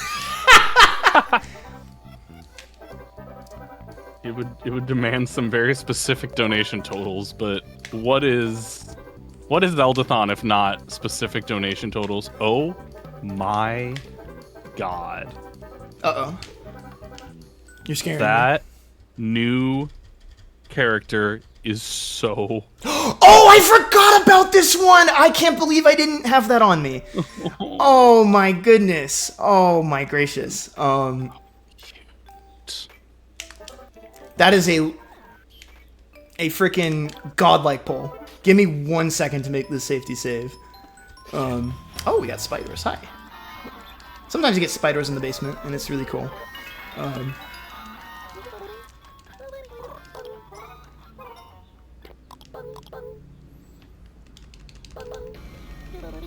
Alright, let's hope the game is nice. Am I ever gonna get out of here without one of these guys clinging onto me, though? Oh, this sucks. Wait, hold on.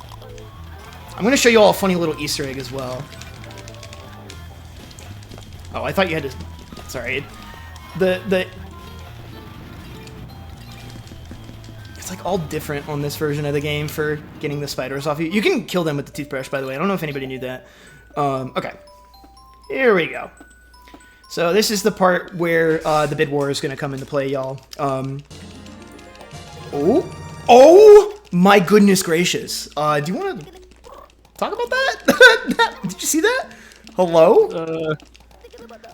Hello? I saw a freaking, I think that, if my eyes don't deceive me, a $93 donation, and I missed the name. I assume those are matching. I was waiting to see if it went toward the poll, which I don't believe it did. So Okay. the poll is still very close. But that was the donation matching from Oh, that's Biotechnic. Yeah. $92.23. Mission complete. Completing the match. Thank you so much. That is super, Unbelievably super generous. That's awesome. And thank you for not ruining the close poll with it. I was a little scared we were about to get like, and now it's Team O no matter what anyone does. But no, it is still anyone's game. Alright, I'm getting a fresh Chibi-Robo cursed meme up here for you. Oh, that's so big. There we go. The one I sent you. Yeah. The thing is, it's a really good meme. It is extremely good. Dear Pig, aren't you interrupting the story at the most suspenseful part? Oh, I think I picked yes. Yes was the one that won the bid war, right? Please tell me. I mashed through the buttons. Yes, it was still, okay, thank the Lord. It was still yes. All right, And if it's the donation that just came through put it even further in. Awesome. So if it's yes, this eye on the left should be the one that opens. If not, I have to reset the game. Please. Come on. Yeah! Good job, Let's chat! go, left eye. GG's chat. Bravo. Oh my goodness gracious. And that extra little bit was a no comment $9.07 from Cheese, which I believe 907 is the barnyard sound. That's awesome. Yeah, I think I did hear some barnyard. Oh my goodness. Oh, that feels good. Zeldathon so much. I was so terrified. Every time I'm around Zeldathon, I'm just like, I love this event so much. Alright, so we're gonna take a quick nap. This is gonna bring us back. This is gonna bring us back to the Chibi house. So now we're gonna spend most of that money that we got. So we have hit the 14K-ish. Like it's normally like 1,300, 13,900 something or so is how much you need, roughly. So we're gonna fill up the Giga battery. I'm also gonna save as well, so that I don't have to re-gamble if something bad happens. I don't know. I'm just a little paranoid.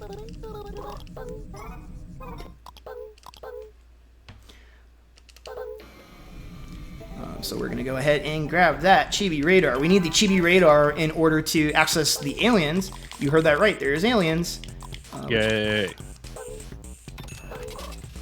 And then, which gets us basically into the end game once we start doing all of that jazz. And then we also needed that 10K for the Giga Charger and Giga Battery. And then we'll need another little, like a couple racks on top of that for a, like, it's so pointless. It's just like an alien ear chips. You can talk to the aliens and progress further. It's just a like a 2K money gate. It frustrates me to no end that it exists. I didn't realize it until Clinkit just said it in chat, but yeah, because of all of the donations for that mission push, we're only $66 away from another handheld console. I will tell you what, chat as well. Oh wow, I just menued that. Hold on, let me make sure I press the correct button here. There we go, okay. So, if we can get that milestone met by the end of this run, I have a little surprise for y'all. I will give y'all a little tour of some of the cool stuff you can find out of bounds, almost like a little mini glitch exhibition showcase, if you will. I can throw in some cool glitches that don't get used in this run as well, if y'all would like. But we gotta hit that. We gotta get that handheld met by the end of this run. Yeah. And so we're an hour and a half in. We've got like another 45 to 50, depending on how nice the game is to me. It's been pretty rude to me this run, other than Pico being nice. Thank you, Pico. Blessed be thy name. Let's get it done, chat. I want to show you all some of the... I can also... For anyone who has joined us recently and might not know what that means, too, we obviously are raising money for Starlight Children's Foundation. And Starlight does a lot of work with kids who have prolonged hospital stays, and specifically the handhelds are hospital-approved, safety protocol, gaming stations, and handheld games. And so for every $1,600, we are raising enough to provide a Nintendo handheld to a hospital for kids to play games during prolonged stays. And for this event, because it's the month of March and Starlight is doing this, every 1,600 also gets a second handheld delivered. So it's twice the handheld gaming systems for your buck. Alrighty. So there's our charged Giga battery as well. So we have Saddle up. Oh. New bounty's posted. and we got the Let's bounty, ride. y'all. So this is kind of what I was talking about. Thank you behind the scenes team for making that happen as well. Oh, I just realized that Kabunga is in the way of that. So let me move Kabunga off to the side a little bit so y'all can see that. Rip Kabunga. Rip Kabunga, 07. So in about 30 minutes now, which is toward the end of the run, end of the segment here, if we get that met, I will do some glitch showcase. There's some really also just weird stuff left. We talked about earlier how the devs left some weird stuff outside of the map, and some of it's useful for a speedrun. A lot of it is just weird for the sake of being weird. And I can guarantee you there will be at least one hard crash. So if you like to hear the sound of a Wii or a GameCube crashing, you want to get that met. I'm just saying.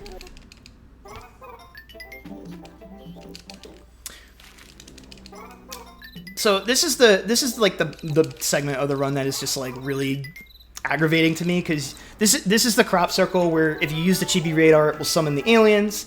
But when you summon them for the first time, you can't hear them because they talk real quiet. So once you do this, then it'll lock a chip in the shop that you can use to communicate with them actually, and then you can go and do stuff with them that you need to do. And then after we kind of do this whole sequence, we're gonna deliver the aliens to Chibi-Robo. For those who don't really know what's going on story-wise, essentially the reason why all the toys have come to life is because Chibi-Robo saved these aliens after their UFO crashed onto Earth. And so they granted him a wish to bring all the toys to life so that he would have friends. And then he also asked if he could have a wish to make it so that he didn't take up any battery, so that the Sandersons wouldn't have to worry about the electricity bill anymore. And the aliens were like, okay, we only got one wish orb to be able to grant a wish. We'll go back and grab another one and then come back. So now that we've reestablished contact with them, they're like, oh crap, Chibi-Robo, we gotta go we got that second wish orb. Or warb for short. We gotta go give him the warb. So I don't know if y'all can read that, but we can't. And you can tell they're talking really quiet because the text is so small it's illegible.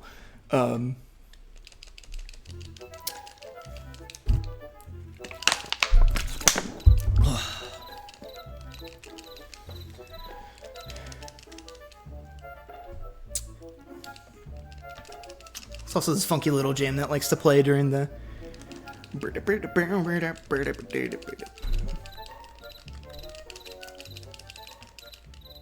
Yeah, so literally we have to sit through all of this basically twice just because the game wants us to spend another $2,000 to buy a piece of technology. It's so aggravating. It annoys me a little bit, I'm gonna be so Let's real. go gambling! Oh, dang we're it. going gambling again. Oh, we are going gambling. Thanks for doing that, because I was about to mention, although we have stopped the, formal gambling push, we can still add more crap to the overlay if you keep gambling. Yeah, and that we is still true. have not won gambling, so we haven't seen The most accursed. the most accursed of our appliances. And that was a all caps yeah from Palm, so thank you for that. Oh my god, look at the Drifloon. I love him He's so so cute! much. That's my son now. I have no idea what this sound clip is that's playing in the background, but... The 321 sound? I don't know. Oh, there was a yippee at the end. But I believe that's the yippee, yeah. That was quite the yippee. That was like a orchestral yippee. Is it the whole thing with Yeah. the kid getting excited in Yes. German about the Coke? Yeah. Is that where that's from? Yes, it is a child excited that his mom is letting him play Fortnite and drink full sugar Coke. Yippee! There you go. And There's he's my so yippee. excited that he goes, yippee! Yippee! I don't know why my voice can go that high. Of course, But... $3.21 from Dino that says, just trying the new character. So fair.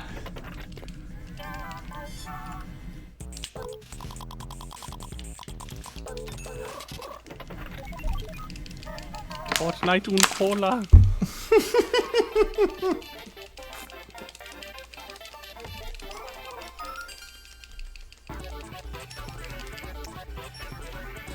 chat, I hope y'all are doing good today. I'm gonna be so honest right now. I'm just waiting for a specific cutscene to start playing so I can go. So I woke up today and it was like cold out, right? So I had the heat on, and so then the run starts and I'm having a great time.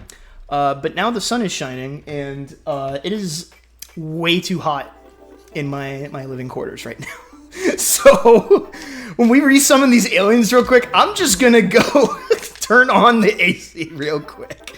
Which thankfully there's a bit of an animation for the aliens coming down and being like,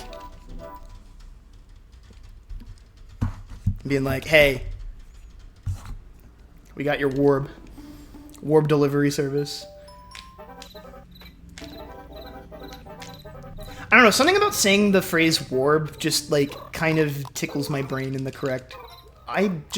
Wow. Why did I even press the B button? That's funny. Fun fact.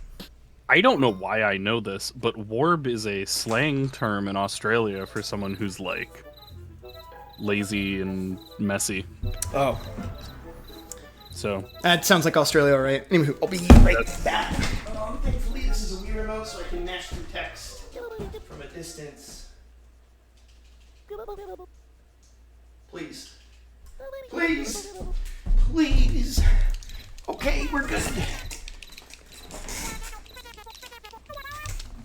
I can finally have artificial cooling. Hooray. Is that what it stands for? AC? I think it stands for air conditioning. Oh, air conditioning. Same difference. Although artificial cooling does seem reasonable. You have landed on what I would call a reasonable assessment. I'm just doing my best, you know. Also, I want to shout out that little alien guy who went back up to the ship. His name's Lil Bang. All of these guys are named after, I want to say, moons of Jupiter. So, Titan, Io, and Ganymede. Unless those are moons of a different planet that I'm not aware of. But I could be wrong. But I could be right. And if I were right, that would be really cool. So we're actually doing a cutscene skip here. So there's a big, long cutscene that is supposed to play with Drake Redcrest. But if you do that little hover and then enter the loading zone, a lot of loading zones for cutscenes, except for that really evil one in the basement with Pico and Flankbeard, they're just these like flat little like one-dimensional planes on the floor. And so essentially, if you're just not on the ground and go over it, you won't trigger the cutscene. So that actually saves a pretty fair bit of time. And I'll be real, I forgot to practice that. So glad that we hit that. We didn't realize you could do that hover as well. We used to think that you had to like clip through in order to get that to work. But thankfully, if you just go far enough to the left, you won't trigger it by the time you get over to that little glass pane. So yay! So now we're going to take these guys over. We need to do this step now before it's too late, because we're going to be activating kind of the end game sequence here soon. And if we don't get these guys to Giga-Robo before then, we are basically have completely soft locked and we would be unable to complete the run, which would be really funny, but in like a cosmic sense. You know, for me, Jaxler 1, like the human being who plays the video game, that would be really very not awesome. Nice, got the plug drop. And then we will go ahead and make our way to the there. And they're gonna be like, aw, dang it. He died. And unfortunately he did. It's worth noting as well, I forgot to mention this, the aliens can also only be summoned at night, which is another kind of reason why the events have happened in this run the order that they did. It's to kind of set up the fact that we don't have to wait around to wait for the aliens. Because one of the big things with this run that makes it different from the GameCube version, like I said earlier, is we don't get the pajamas. And if you don't know what those are, they're another one of the costumes Chibi-Robo can wear, but when you activate its pose, it lets you instantly end the cycle, which is really, really powerful. But you actually really don't need it for this version of the game, because the thing that makes this run so much different is a skip called Leg Early. So the way that you're intended to get Giga-Robo's missing leg is by going into the past, which we will do, actually, which is a whole another thing I'm still mad about to this day. But we go into the past, and you have to bring with you a dog bone in order to lure Baby Tao away from a briefcase. And you read the briefcase, that gives you a briefcase password. And then when you read the password, that allows you to actually input it and progress the game further. It turns out, though, that if you pull out the briefcase and get clipped inside of it, you can still pick up the leg. If you attempt to do this on the GameCube version, the game will crash. But on the Wii version, it does not. Essentially what that does is it eliminates... Yeah, I know, right? Strange. Still no idea why. This eliminates the need to get the dog bone. And to get the dog bone, you pretty much have to get the spoon. And the dog bone will also only spawn after a bunch of cycles, kind of like after this sequence here with the aliens. So it takes forever, long story short. So now we're going to go climb back up the stairs, and low-key, I'm a little worried about my IGT, actually. Hold on a second. I'm going to... I don't know why my IGT is so low. That's a little strange. I'm going to go ahead and buy a timer upgrade, and that should hopefully give me the window I need to get through this in one piece, because I desperately need it to be daytime, or nighttime, the moment that we get back from here. Otherwise, I'm going to have to sit here for 5 minutes and wait for the timer to run down. So hopefully I'm not completely screwed. That would be really bad. But this will be interesting. Oh. Hey, one of my favorite things about the Zeldathon donation tracker is how many decimal places it gives for the percentage of current mission. So just to update chat, we are 98.84625000000000027% from completing this mission and getting the glitch exhibition and another handheld console funded for Starlight Gaming. So, I mean, the numbers don't lie. It's just it's just that shrimple. It's just shrimple math. Okay, so I bought the 15-minute timer, which basically makes each cycle last 15 minutes. Now that we're like on our way to get the leg, and we don't have any more like cycle-based story flags to worry about, we can kind of buy an increased timer. And low-key, I probably should have done this before heading this way. I might still be screwed, low-key, in which case I'll just buy the 5-minute timer and try this again. But this might give me a shot at... I just want to at least try to open up the briefcase in this bit here. I'm going to lock in on my movement here for a second just to, like, see if I can get there in time. There's a decent chance I don't, but we'll give it a shot. I'm very ready for some extremely loud donation sound to happen as soon as you're like, all right, I need to really focus on this movement. I also probably don't have time to make a safety save for this trick, so if I miss the drawer pull, it's really bad, but we're gonna have to make do. Oh, I guess I do technically have the save from after I went gambling, but then we'd be really cutting it close with, like, estimate on the segment and all that, and you know.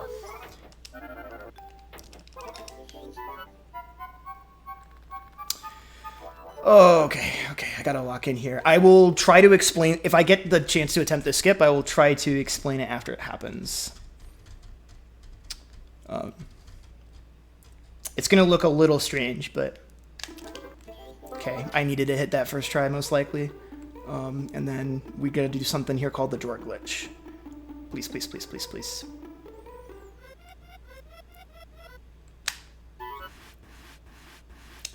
We're gonna do it. Okay, we got it. Nice! Let's go, baby! Okay, we lived. Hey! So that's something called the drawer glitch. So essentially, by changing like your camera position as you're trying to move like a drawer or push-pull object, it'll essentially pull it at the wrong angle. And after you pull that suitcase far enough, it no longer becomes a drawer. It becomes a like static object, and so it'll snap to a default position if it's in the wrong place. So if you put Chibi-Robo where the suitcase is going to snap to, it'll snap him inside the suitcase and let you pick up the leg. If you try doing that on the GameCube version, the game will crash as soon as like those like spider webs appear. Okay. So I have no idea what this is going to mean for like my in-game timer, but if I can summon the aliens, I don't care. I have no idea how this works out. If I can summon the alien... how do I want to play this? Oh, this is such a... I've never been in this situation before, so I'm trying to, like, wrap my mind around, the circumstances. I am very glad that I managed to get, leg early first try, which is awesome. Where are we on the IGT? You know what? We're just gonna go for it. So, I mentioned that you can only summon the aliens at night. So if I can get to the aliens before then, I think we have a shot. And if we do, I am the greatest Chibi-Robo player who has ever lived. That isn't named Single Scoop, Kabazco, or any of the other people who have run this game. Go, go, go, go, go. Wow, I think we're actually going to have time to do this. Okay. Unless time continues in the past, and if it does, I'm going to be really upset. Okay, so we summoned the aliens. That's the important part. You can only do that at night. Okay. I think we're good for now. Sorry if I sound really stressed, because I really... So, what ends up happening if I run out of in-game time here, and it resets back to day, and I don't have what I need from the aliens here, I think I can only really summon them at night, unless circumstances are different at this point in the game. Oh, actually, you know what? It isn't the end of the world, because I might be able to skip to the next cycle with the telephone. I forgot about that. Okay, so even in the event that I can't do what I need to do here, I have an out. So that's good.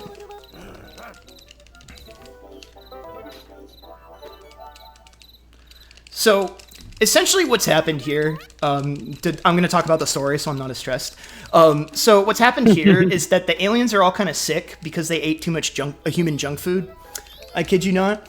And so they're just like me. They're just like me for real. What happened to my layout? My layout disappeared. That's fascinating. Did I accidentally... Oh. No, my overlay is still active. Dino is saying in chat to reload, so maybe it's just a refresh issue. A refresh issue? Reload how? Oh, goodness gracious. The good news is it's still showing up on the stream ingest, so that's something. Oh, it's so it's if it's showing up for the I still see it on Twitch. I don't see it on the Discord share though. It's odd. Interesting. I refreshed it. Oh, there we go. Hooray! Oh my good gracious. We did it, Reddit. We saved the town.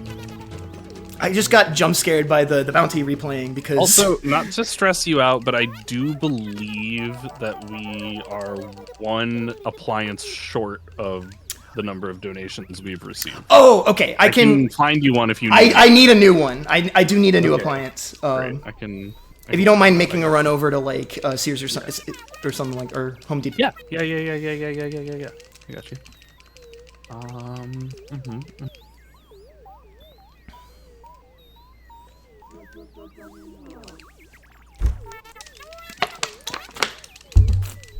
Or Chad, if you have a suggestion. Actually, you know what? Someone brought up cigarette milk again. Maybe you can find cigarette milk on the internet. Ooh, yeah, I can do that.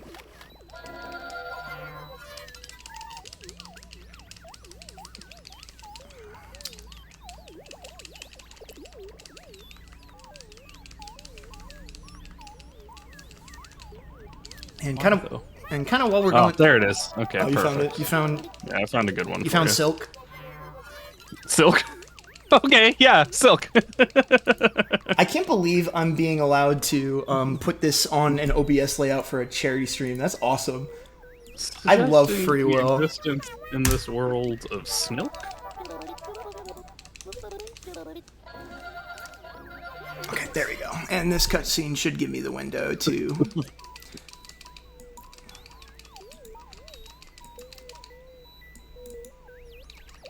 Good job, chat. GG chat. It's just the whole thing. Hey, Birch makes a really good point. Silk song. Right. Thank you, Birch. Birch, sometimes I can't tell if you're my friend or my nemesis, but either way, I appreciate your existence. It's important to have Nema friends. Nema friends. Frenemies. I'm joking. I love you, Birch. And I love all of y'all tuning in for this as well, by the way. This has been so much fun. I love getting to share this game with people, so... we're also... it's a good game. Doing the color puzzle here, so give me just 1 second to lock in. Officially speaking, we've only got like 15 minutes left, chat, so... Crunch time is now for Glitch Showcase. Yeah. If you want to... If you want to see a glorious game crash amongst other cursed things... also, there's a really funny thing you can do to sort of cheese this minigame, or this puzzle, where if you just, like, press A on the rest of these, like, just almost immediately, you don't want to mash it, because otherwise it'll just not work, but you can pretty easily cheese this puzzle, which is really nice, because I hated this puzzle as a kid so much. There we go. And so by doing this color puzzle, this will allow us to go take the time travel device and make our way into the past.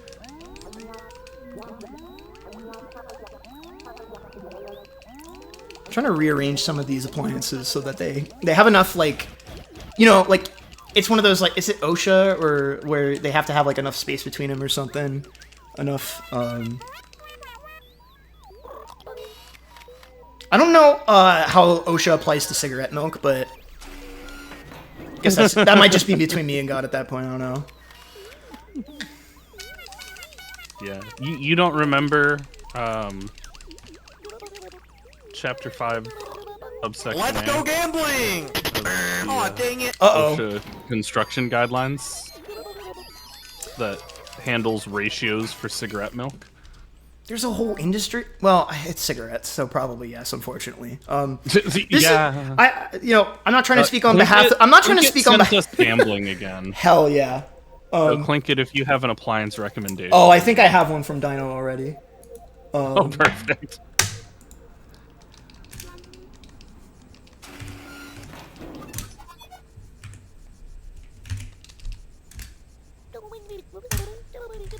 I'm trying to like save this and I accidentally put in a backslash, which doesn't let me save it the right way. I wish I could tell you about like the story and kind of what's going on in the game right now, but I can't because I am speedrunning while adding GIFs to my layout. Oh, this one's not even transparent? Come on. Original. Beans. You can maybe make it really small, put it at the very back, and sneak it between pig barnyard. There we go. And... It'll be partially cut off screen because that's what you deserve. Oh, okay, perfect. No, that works. I was saying that little vertical space between the bench pasta and pig feels like we can slot something in there if someone drops another gambling for appliance. I can go look for a nice vertical appliance for you. Vertical appliance. That's awesome. I love the human language. It's the best. Turns out language is great. All right. Let's go gambling! Aw, dang it. Well, excuse me for a second while I make Chibi-Robo frickin' die. Guess I have to find it for you because Boogie Poppy donates a little gambling. Says, somebody tell Mojo I'll accept all apologies for their doubt of my great invention when I accept the Nobel in Stockholm. Now let's all enjoy a delicious glass of that delicate flavor, cigarette milk. Oh, pain. Pain and suffering.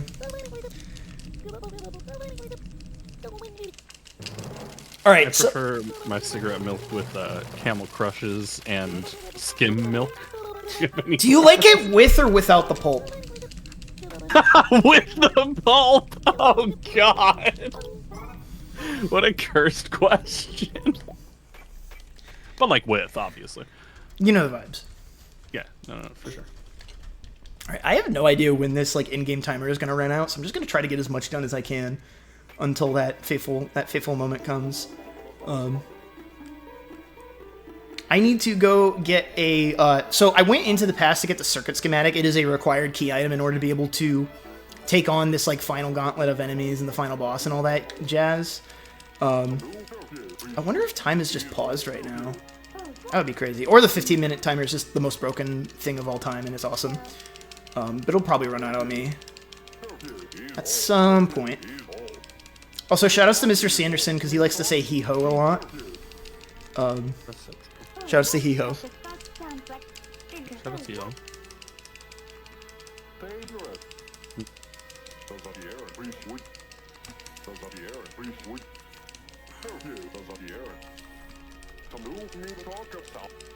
By the way, Happy, how are we doing on getting that glitch showcase to happen? How are we looking on that? Let me tab over from my search for an appliance and give you a more perfect answer. We are definitely zooming. We are just under $40 away. Wow. We are... That's doable, y'all. Literally getting there. We've got another, I'd say, 10 to 15 minutes before the end of the run. So you'll have plenty of time to make that happen. The fact that I'm going into this section under 2 hours is relieving to me, because I was very much worried about going, like I said, this speedrun can be pretty volatile, especially in some of those earlier mid-game cycles, so...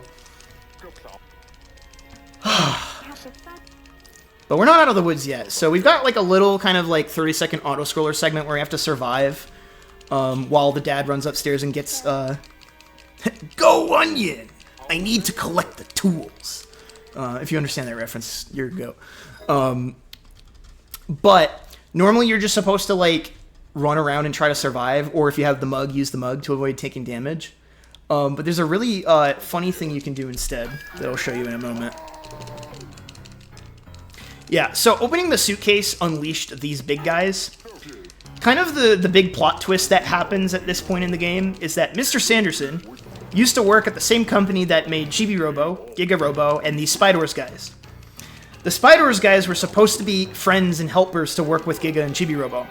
But then the corporation behind all of it, Citrusoft, were like, no, they have to be evil. Because, of course. And so because of that, Mr. Sanderson quit. That's why he's unemployed. He didn't lose his job, he quit out of principle. And he was too ashamed to tell that to his family, right? So that's why he's unemployed. Also, you can clip out of this arena, and you don't have to engage with the mechanics at all. It's awesome. Oh, get a little bit of a stretch break. It's really kind of rough as a speedrunner of this game when you're like going for a world record or PB attempt, because you have all of you have like a lot of cutscene and story moments happening here right before you go into a really tricky sequence with a bunch of tough enemies in a specific way you want to route your battery through it, because the final boss is a little strange.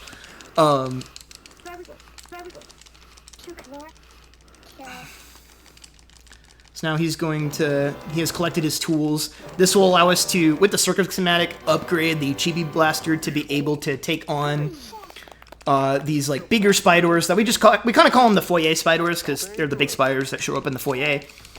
And then eventually the Queen Spider that will be serving as our final boss.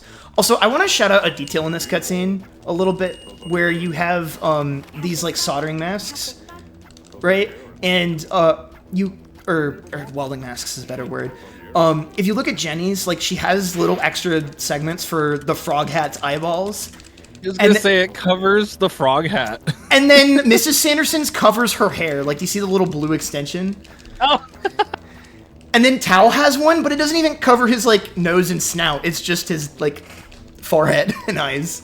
Also, I can't stress enough how much holding the welding mask in front of your face with your ungloved hand is not OSHA compliant. Oh, absolutely. I mean, the whole kind of aesthetic of this game, kind of making fun of like the 50s, 60s era, is like kind of, meant to make light of, stuff like that. Like, that's why I love like the little details in this game, especially with the sound design. This game's sound design and music are fantastic. Like, a really cool detail is that whenever you're walking around on different surfaces, well, for one, if it's a different surface, a different instrument will play to represent the different surface. But also, it's randomized between 5 different notes that are of the pentatonic scale that is corresponding to the background music.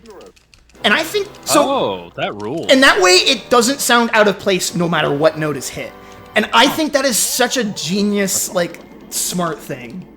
I played a game for Next Fest that is all about music and didn't do that, and it was bothering me that characters' actions didn't like match the song in the background because it's a game about music. And at first I was like, well, maybe that's a big ask from the tech side.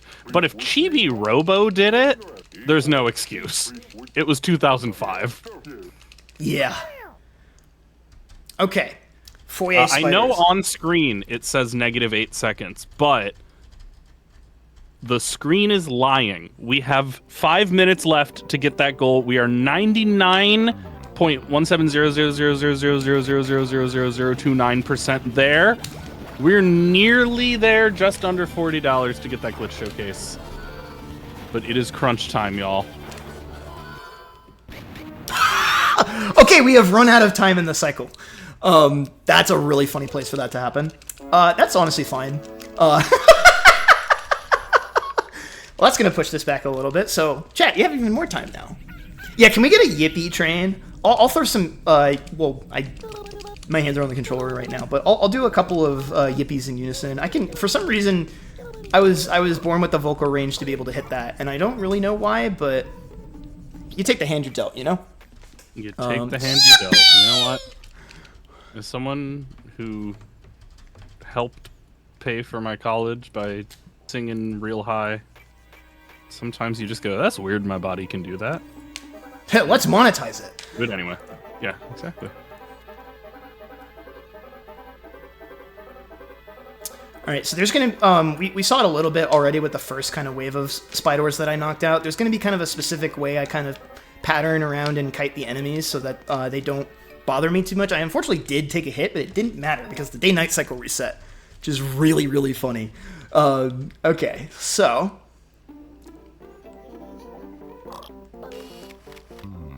So we're gonna go ahead and take this blaster out. And something interesting that'll happen too is the moment you walk into the arena of kind of...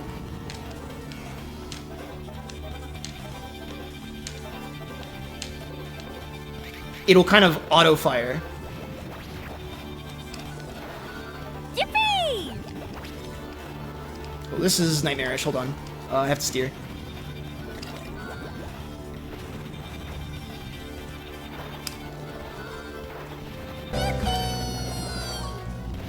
Oh. Okay, I'm gonna have to unfortunately heal. This love is gonna lose me a little bit of time, but I had a really weird fight happen there. Because I tried to do it without a recharge. Normally I recharge between both of those like waves of 5, but because I had the day-night cycles reset, for some reason I thought I could just go straight to the second wave. Hubris has punished me yet once again. Jaxler, can I interest you in several yippies? Oh yeah, absolutely. Dino with a 321. Yippee haw yip. So says the donation. But I believe that's a request for a yippee. Ha! Okay. I tried. True. Dragon Slayer 2189 says yip to the E. Yippee!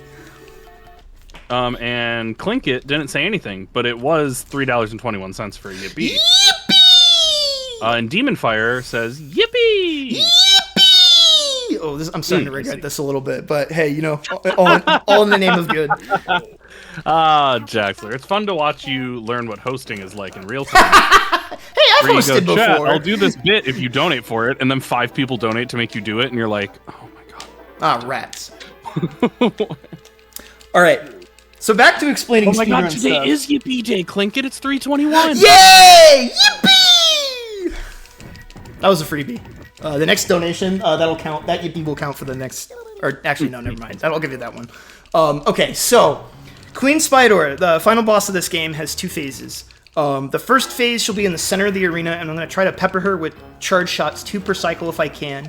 And then, because I have an abnormal amount of HP, I'm going to intentionally... She has this attack she does where she sucks you in and tries to deal a ton of damage at close range. I'm going to try to tank that on purpose, because it'll kind of reset her and give her a cooldown before she can do it again. Because I have a lot of HP that I can work with, I can use that to my advantage in order to save some time. I want to end phase 1 at a very specific HP threshold, ideally below 30 watts. And it's a complicated reason why, and I'll explain when I get there. But I'm going to focus for just a second here, because I actually have the opportunity to get a really fast and clean fight. Outlaw slipped away. Alright. Let's see if I can get this. I'm gonna hold down the button to buffer charging a shot.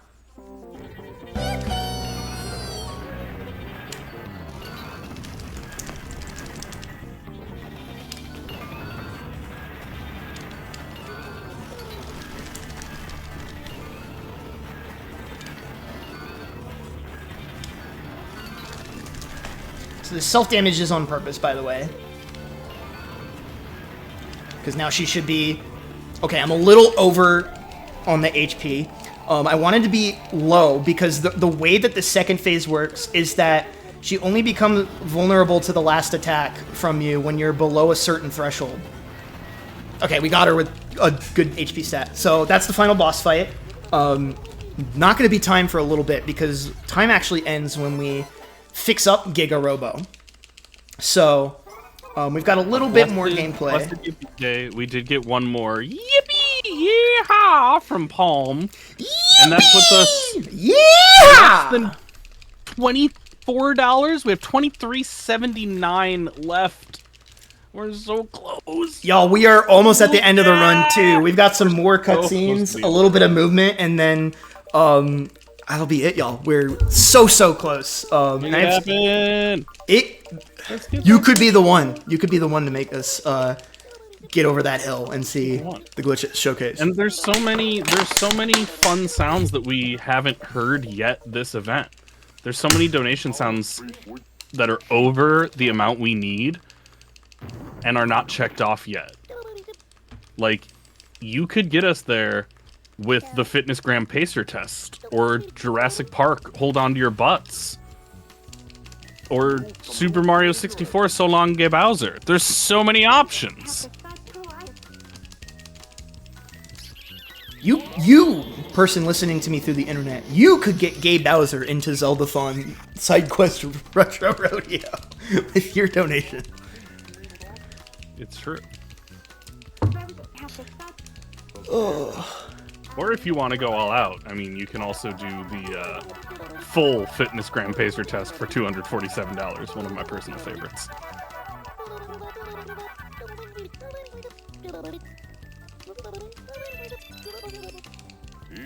Eho. Eho indeed. So I just want to say the fact that with all the so not only did I have to reload a save in day 2, but I also had my timer run out in a weird spot in Foyer Spiders, and this will still probably be close to, if not going under estimate, which I usually set at like 2 hours and 15 minutes for this game. That's wild. That is probably due to first try Pico. Thank you, Pico. But also, wow.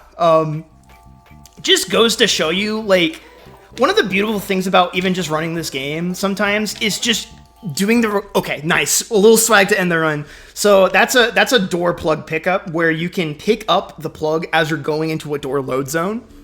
And it, like, does the plug pickup as you're sliding into the exit. And it looks super sick, if you ask me. And it's also, like, a faster way of getting into plug on your head walking speed, because you're doing it when you're slow walking. Hey, I think we got the goal, y'all. Holy crap. And before I even finish the run, I think that's the one, Happy. Just in time. Who got us I'm there? waiting for the donation to leave the queue and be in my hands so oh my we can goodness. Celebrate.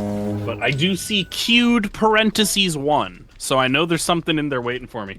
Nice! It was $26 from Demon Fire that says ye and or ha.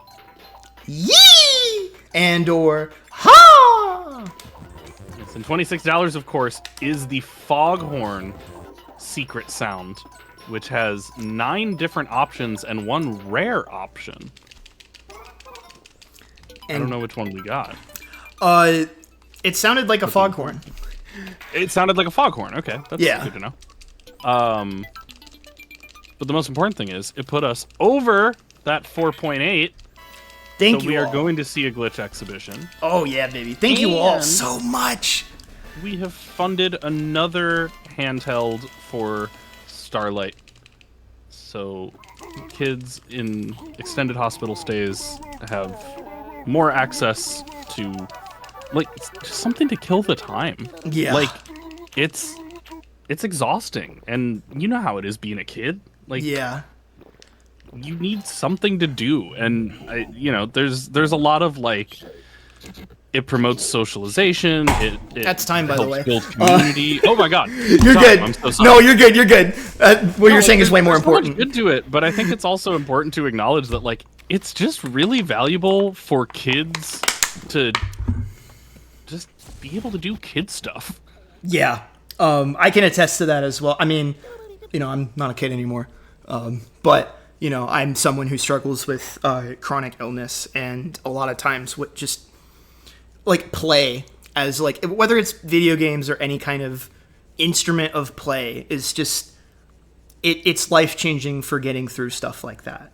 I've battled a lot of it builds connections. It's a way to spend time with people as well, and you're giving that to these kids. So I from the bottom of my heart, thank you all for making that happen. Obviously I'm excited to show you all some glitches, but more importantly, thank you for making a difference in people's lives. It really does make a difference, y'all. Thanks. But yeah, that's the end of the speedrun as well. So something I failed to mention. Before Go we ahead. have what I would call a very reasonable request to hide or shrink the Silk picture.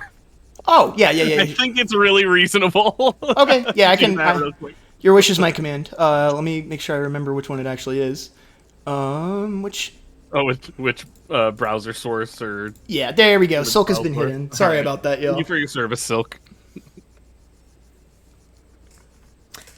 Happens to the best of us, I think. I don't know. Silk has been banished. Post this donation to delay Silk. I don't know. Take a sip. Take a sip of some water. Don't sip on the Silk. Okay.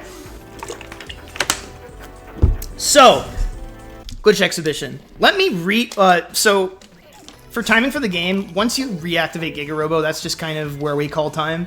For the sake of this glitch exhibition, I'm going to be using some saves I have in advance to show you all some cool stuff. So we talked a lot about the out of bounds stuff earlier, but I wanted to, on the way to, I'll go grab the out of bounds 100 coin again and like turn the camera around so I can actually kind of show you like just how strange it is, like its position is relative to everything, if that makes sense. I'm gonna go ahead and hop up here and then clip through here. And then eventually, if I go far enough out, my camera will get unstuck. Like, do you see this? It's just sitting here. So, like, when I'm navigating without being able to really see, that's where it is. It's just here. Why? What then? I don't know. But the whole reason I make the effort to come out here in the first place is there's another thing out here. Happy, do you have any guess as to what that might be? Just the circle of light on the ground? Yeah. A hole. Are you gonna fall into it when you step on it? No, I'm not actually. It's actually an outlet. So what we believe this to be is sort of like an unused model related to the Chibi house, actually. So you can save here, and I will, and I'll show you. This works like any other save point in the game. So if I go ahead and reset my console there. But it just says your save point is in the living room? Yeah. Well, every save point, it doesn't distinguish between points, it's just points in the room. Yeah, just like what room you were in. Something you'll also notice if I really back up here, there's like another copy of the room underneath, and The back rooms are down there. The back rooms are down there, and I'll actually go into the kitchen as well because it kind of shows you a better example of. Now I kind of regret making that save there, because now I have to freaking walk to the kitchen. But I'll show you another example of it in the kitchen, where essentially the reason why there's a back rooms underneath basically most rooms in Chibi-Robo is because of the way that the game kind of cheekily handles reflective surfaces. So you'll notice this floor is polished in such a way that you can see my reflection as well as the reflection of certain walls and objects, right? The way that... So in terms of graphics programming, calculating reflections is very computationally difficult. It'll fry your computer. So their way of doing it was just to take anything that might have been able to be seen through the reflection, duplicate it, and flip it upside down. And make this floor semi-transparent. So a lot of times, and we'll see this especially in the kitchen if we go out of bounds, you'll see that there's just is another... that still happening on non-transparent surfaces? Yes. Interesting. So, like, this is another good example. So you'll see very well polished here. You can see, like, you can't see the chibi door because that's an actor. It's slightly different. But, like, you know, all these walls, for example, you can kind of... Oh, you actually can't see the electrical outlet, I think. That's crazy. Didn't know that one. But if I, like, click through this door, for example, and then turn around, mostly because I want to get rid of these spiders out of the picture. Oh, nope, they're coming. Yeah, you see just... actually, we're going to schmirk this guy. Goodbye. Yeah, just, like, look how much of the kitchen is just, like, duplicated and thrown upside down. It's pretty substantial. And then that's also why you can... There is always another Chibi-Robo underneath you. Because of that. They just have two. Now, I don't know if they do, like, any kind of wizardry under the hood where it's, like, if you're in a spot where there's no way you could see your own reflection, they don't render it. Or if you're on a high surface, they don't render it, that type of thing. I'm not super sure. But, like, yo. Like, isn't that just crazy? Like, I don't know. I think so interesting. It's so bizarre. I love the way people solve problems like that. Especially the older the game is, the more interesting the solution is. And that's part of what I love about like games from this era tried so many things that just don't get messed around with anymore. Like in this era, from the late 90s to the mid 05, 06, like the rules of 3D game design weren't fully figured out yet. There were none. So they just tried things. Also, hi Drake. I could show you another glitch right here in this moment, but I want to show you it somewhere where it's more funny. So I'm going to show you, actually, this is a great time to show you a really cool trick that gets used a lot in what's called bingo races or bingo speedruns, where your goal is to complete a set of objectives, and you're not always as worried about the story progress. So to activate this glitch, this is called Chibi-Robo mode, or CRM. I'm going to clip through this invisible wall. Okay, I think I got it. And so the way that chibi rooms work is that whenever you go through a chibi door, it takes you to a default location out of bounds for this like weird mystery room to be. And it uses the same spot for every chibi door, and then depending on the door you open, it will populate the inside of this room with the appropriate amount of moolah coins. So the way the state works is that when you're inside a chibi door, time is frozen, you don't lose any battery, right? That state gets reset to normal when you leave through the chibi door. So what would happen if you didn't leave through the chibi door? That's what I'm going to attempt to do here. So I'm going to ask for quiet for a second. I'm going to count my footsteps, actually, to like about 28. 5, 6, 7, 8, 9, 10. 1, 2, 3, 4, 5, 6, 7, 8, 9, 20. 1, 2, 3, 4, 5, 6, 7, 8. Now I'm going to hold right. You should hear the footsteps change. And then we hit the loading zone for the door that we clipped through earlier, actually.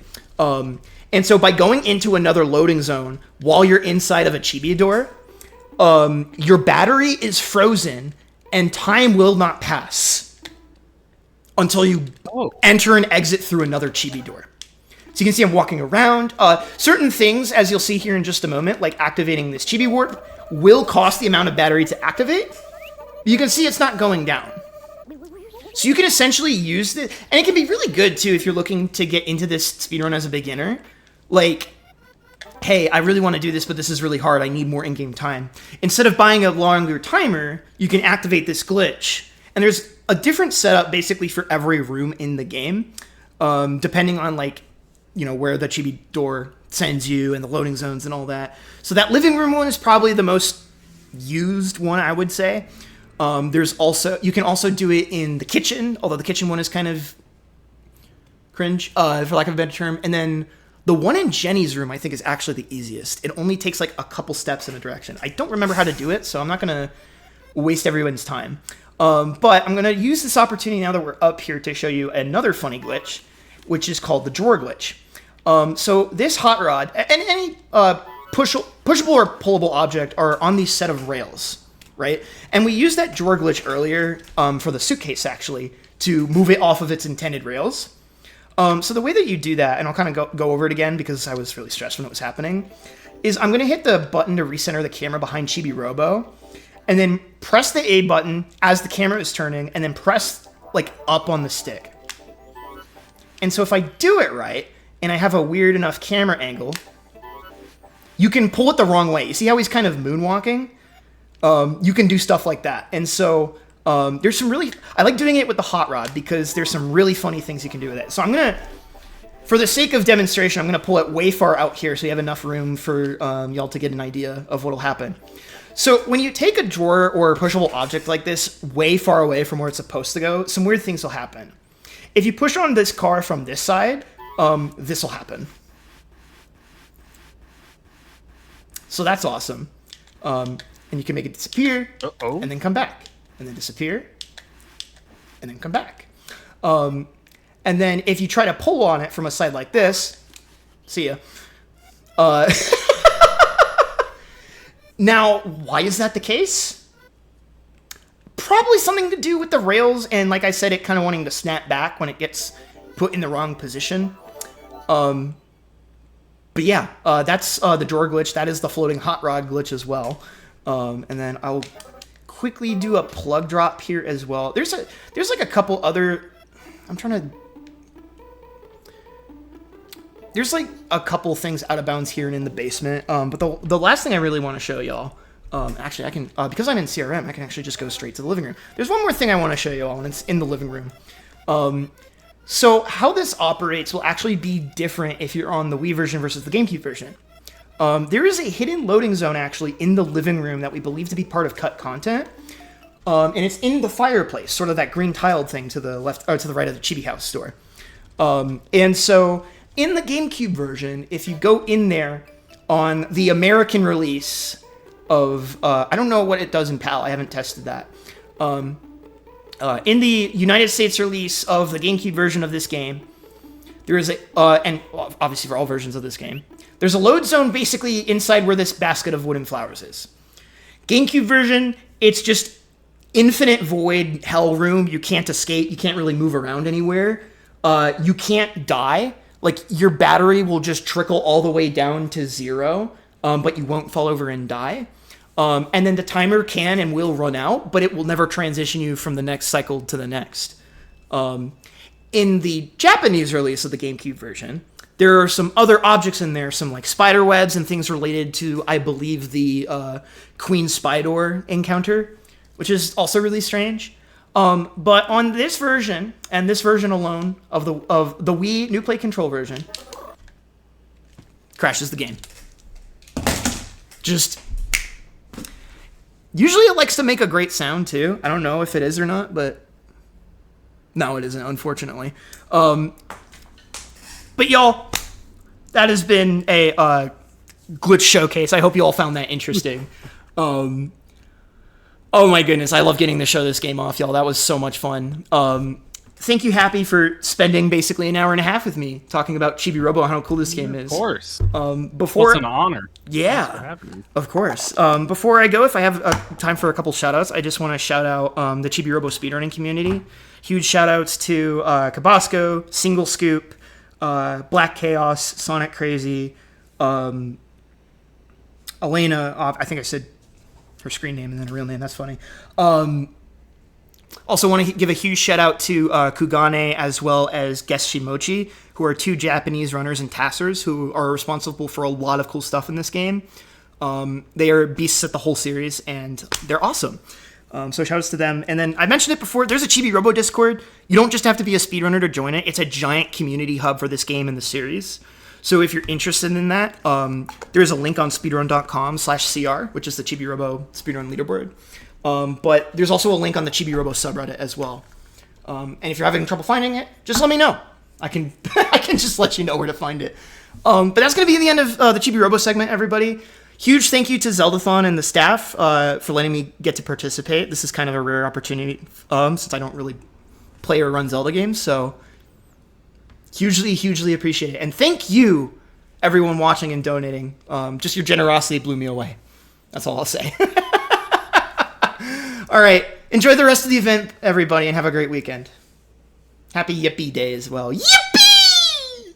Yippee! Happy Yippee Day!